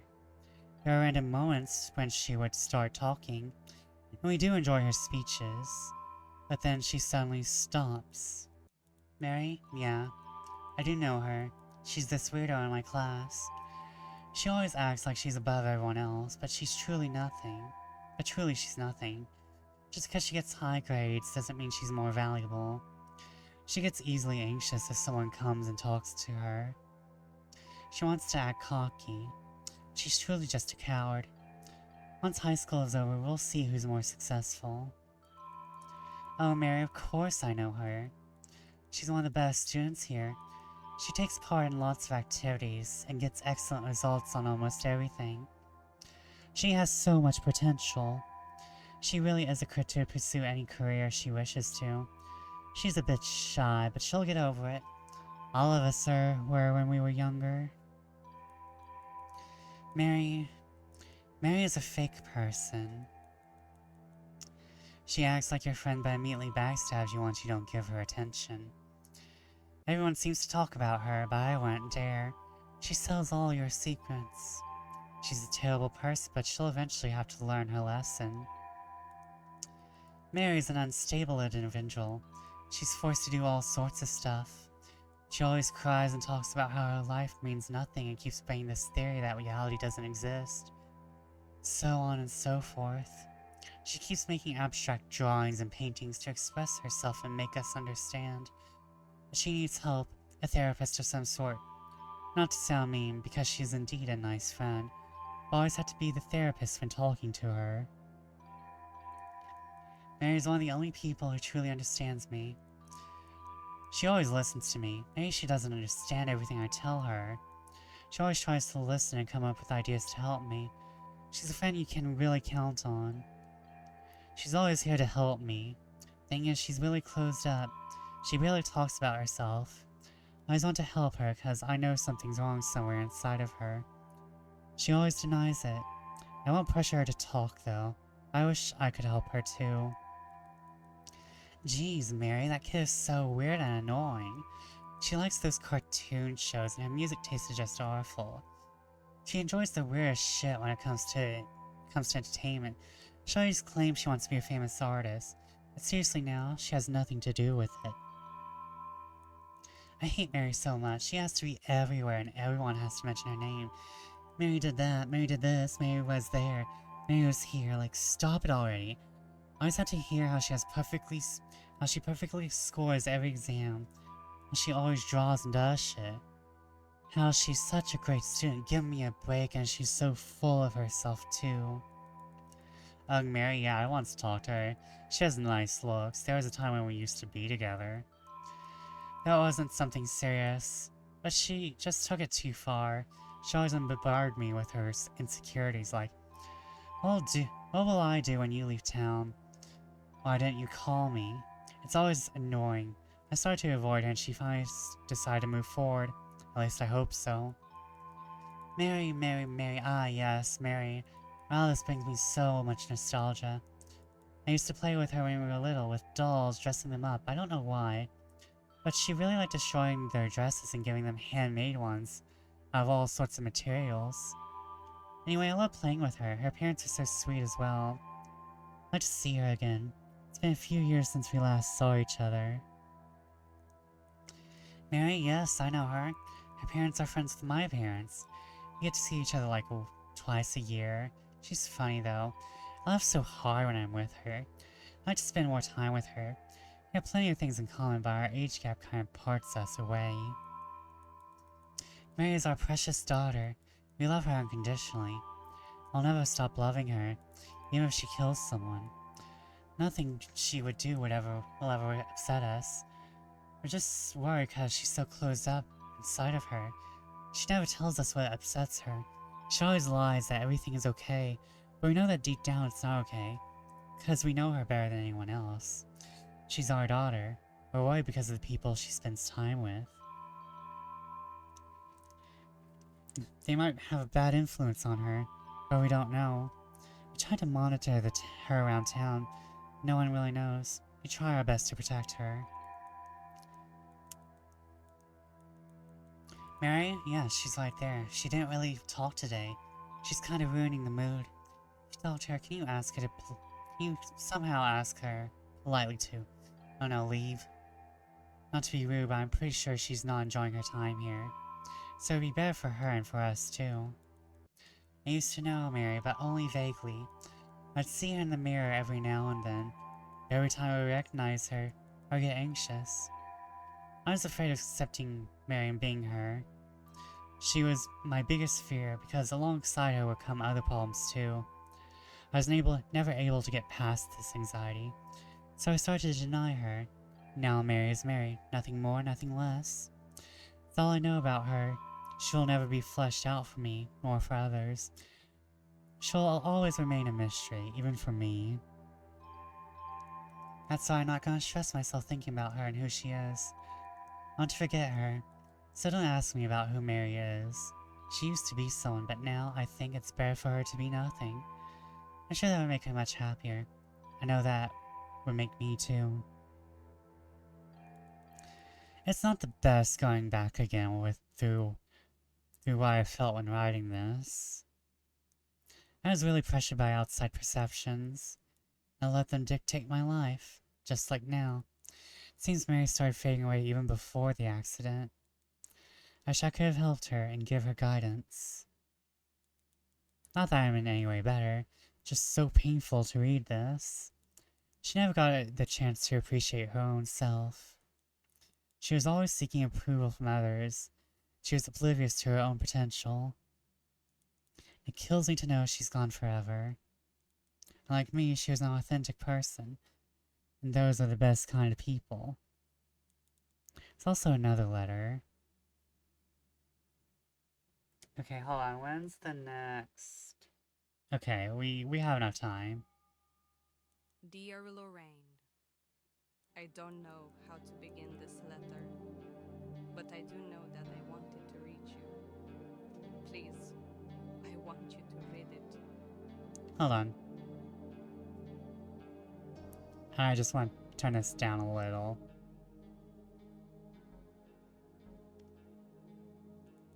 Loraine, you are the only one I have left. And I know you don't want to remember me. I wouldn't either. But I'm so lonely here. Everything keeps falling apart, and I've lost myself in the pain. And I don't understand why all of this is happening to me. I've done all I could. I've always strived for the best and tried to please everyone. But now it's all gone in vain, and I don't know why. I've put so much effort in everything I did, and all of it was for you, but maybe it wasn't enough. Maybe it was just a lot for me, but not enough for you.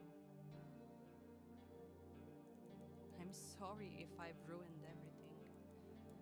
I truly didn't want you to live with this, but things just happened, and I wasn't able to control them. Everyone seems to leave me behind, and I don't condemn them. I've pushed them away because I was too ashamed of myself. I'm afraid of choosing my words because I don't want to disappoint you any further. I know you probably find me pathetic for my actions, for the way I think, and for this whole letter, but it's all I have now. It's just so hard to tell if what I'm doing is right, because there's no one next to me, and I'm afraid. Maybe I am pathetic. I am miserable, and the fact I'm aware of it doesn't make it any better. The future might be brighter, but it's just so hard to imagine it given how I am right now. Okay, so we're gonna wait because we have 20 seconds until break. I'm not sure how much longer the letter is. So we're gonna wait. I'm gonna stretch. Oh yeah, I was not expecting this game to go on for so long, but visual novels tend to go a little bit farther when you have to voice the lines yourself. That's just streamer math. Visual novels will be about probably about at least I'm going to say by about one, like, you know, times 1.5 times as long. So, like, we're just gonna wait for ads, which are coming right now. And I'll be right back. Well, no, I'll wait until the ads are gone. I mean, the ads start, I mean. Come on, ads.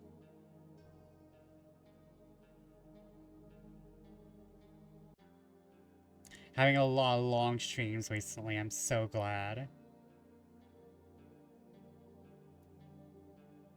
There we go. I'll be right back, I gotta get some water.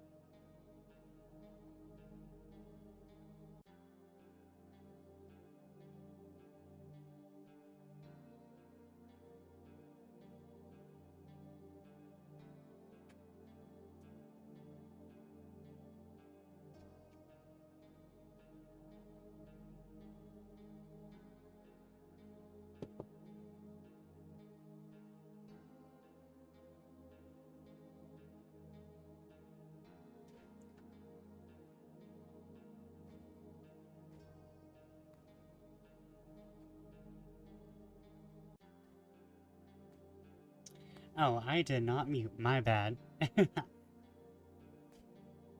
I did not mute, my bad. I meant to. Okay, so I'm just gonna chill for a bit. Hope everyone's enjoying. This is a nice time to take a breather for anyone. If you're having like an issue or if you just wanna or if you just really need to just stop, it's fine. Oh, what? Oh yeah, that's me.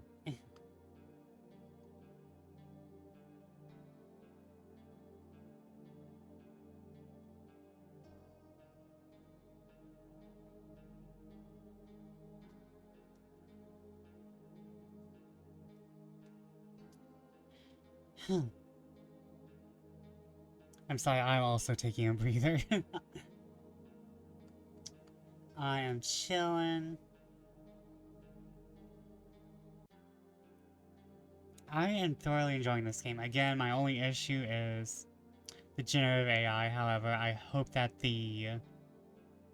I think I can talk to the dev about it, and hopefully they won't go that route anymore.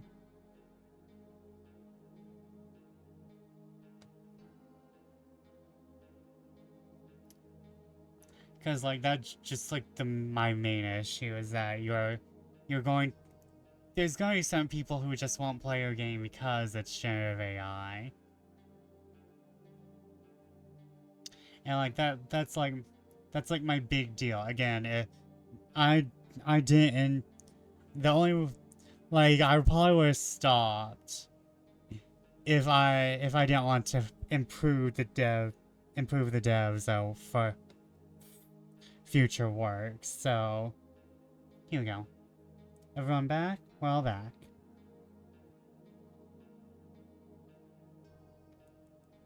But I'm fighting. I'm fighting for you. I'm sorry, Loraine. I truly am sorry. I know what I've done is awful. What you've been through is awful. And it's all my fault for being too scared, for being the horrible person I always am. And I continue to be selfish because I have one wish. You'll probably be disgusted by me, but I want you to remember me. I want you to remember that I've suffered in the end only for you to be able to make it. So when I do cross your mind, please don't mind writing me back from time to time about you, about your life, about the people who now care about you, about your dream job, about your new Vivian Westwood items, about all of your achievements and everything that makes you happy. Show me there's still hope for me, and maybe someday you'll forgive me too. Signed, Mary. I'm sorry, Mary. Maybe my life right now is not it's not how you wished for it to be. Being with the way it's been, I can't keep you in vain anymore. I should have given you an answer, but instead, just left you trapped in an untrainable dream. I was selfish. My whole life was lived through selfishness. But now I see there is no reason for it. Life will keep beating you up whether you're a kind or cold person. So why not go through it with a warm soul? You're gone now, Mary. Everything is gone for me too, so maybe that'll make you feel less lonely. With you no longer being with me, your wish remains. Now I'm still here. So if you don't mind me being late, I'd like to write to you. I took Mary's letter and sat down at the very desk in the room. I grabbed a steel working pen, flipped over the sheet of paper with Mary's words on it. I placed my cold wrist on the rusty iron desk, brought my eyes up, meeting my own in the dusty distance of the mirror. The image was dark and altered. I couldn't see myself clearly in it, and searching for myself deeper within the mirror, but my gaze was darkened by cracks and dust. I saw myself at the desk, but there was no sign of me. I couldn't see my true self. Eventually, I let down my eyes on the paper, and I slowly began to make small, circled moves with my wrist, circling the pen in the shape of letters, as I was contemplating my message.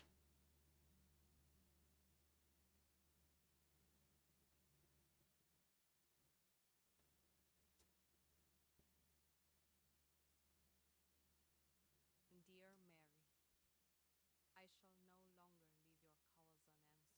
I've made up my mind, and this endless masquerade has to come to an end. It's all over now, Mary. I can't maintain this charade anymore. There's no point in doing so. I know you have hope for Loraine, but Loraine was just a one-time playable card, and I didn't know how to play it when I needed it. I can't keep wearing this mask. It's gotten worn out, and trying to make it so rigid only made it more easy to crack. One small pinch and it will all shatter. But perhaps it already did for you. Maybe this world was just not made for us. I'm sorry for leaving you behind, trapped in this cage of time. But visiting this place again showed me just how unprepared I am for everything. I wasn't as strong as I pretended to be. I wanted to be someone new, someone different. someone who doesn't whine and complain and gets things done. But it was too much to handle. There is so much pain and sadness which I keep inside of me, and I can't do it anymore. There's nothing for me to be proud of. I avoided my dreams to feel better, but it got me nowhere. I thought I was going for the hills, but I was just running in circles. I am lost, and I can't afford time to feel the pain because life just keeps moving on too fast. And all I want to do is just take a few minutes to just cry. I'm bottling up every day, and I feel myself drowning in the tears I shed within me. And with everything going on in my life, I just feel that water boiling up inside of me, and it burns. I want it all out. I don't want to fight anymore. I'm not ready, and I'll never be. I want to stay home, here with you. I don't want to go back there. The sight of real life only kept ripping my skin bit by bit every day, and eventually my rotten, polluted soul will lose its shell, and the world won't hesitate to step on it. You didn't like the real me either, but in the end, how far was it from what you are right now? There's no point in going on with this psychological puzzle. I can't refuse the mirror, no matter how dusty it may be. I am what it depicts. I am Mary, and I will never be the Loraine my parents and myself aspired to be. I am Mary, and I seek comfort in an untangible ideal because I hate myself. I hate myself for forgetting how it's like to be hugged and loved. I hate myself because I'm cursed with the condition of living an unhappy life, and I'm punished to live this way until my life ends. That's why I have to stay here in this town, because this is the place where it will all end for me, and I don't want to be late for it. I don't have any other places to go to. One day, in this very room, through all of my boiling tears, burning and salting my cheeks, my eyes will choose to remain silent, and I will finally kiss the void. Until then, all I can do is just wait here, like I always did.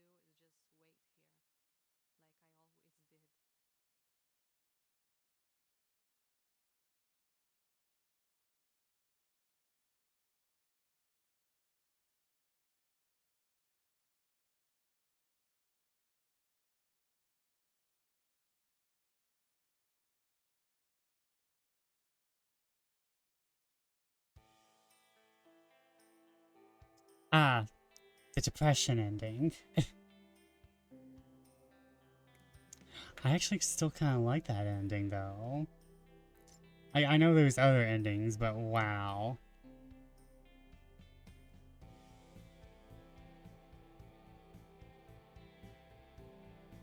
Wow. I kind of...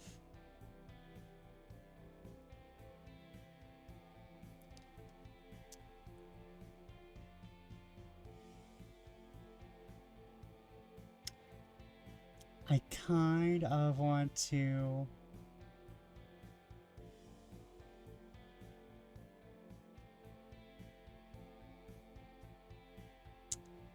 Okay, I kind of want to do more... Okay, I think this is just...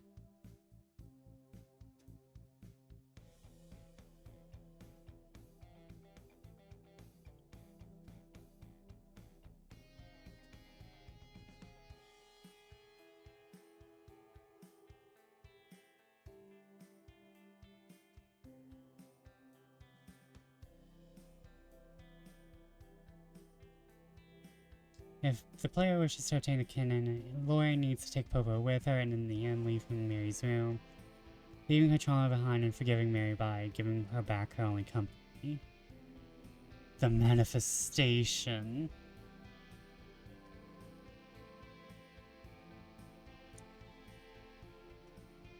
Who's Mary?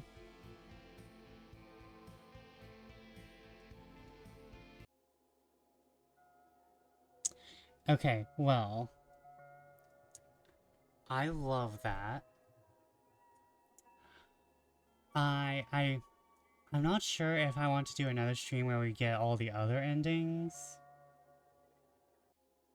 I could just do that in my own time. Or I may have like a small stream where I say before both endings. But I enjoyed that. I'm gonna be gushing to the developer. And I'm gonna be giving them there's still some stuff, like for example the preferences.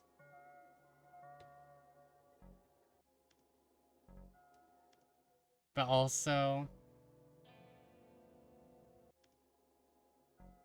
just amazing. And I would love to give y'all someone after this super amazing time. So let's see who's on. But just like, what the fuck? I'm sorry, my Discord, popped up for some reason.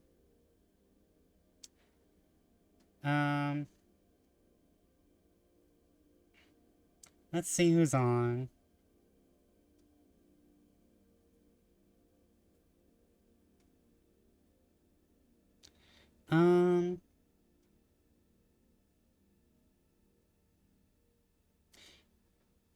You know what, oh, hold on.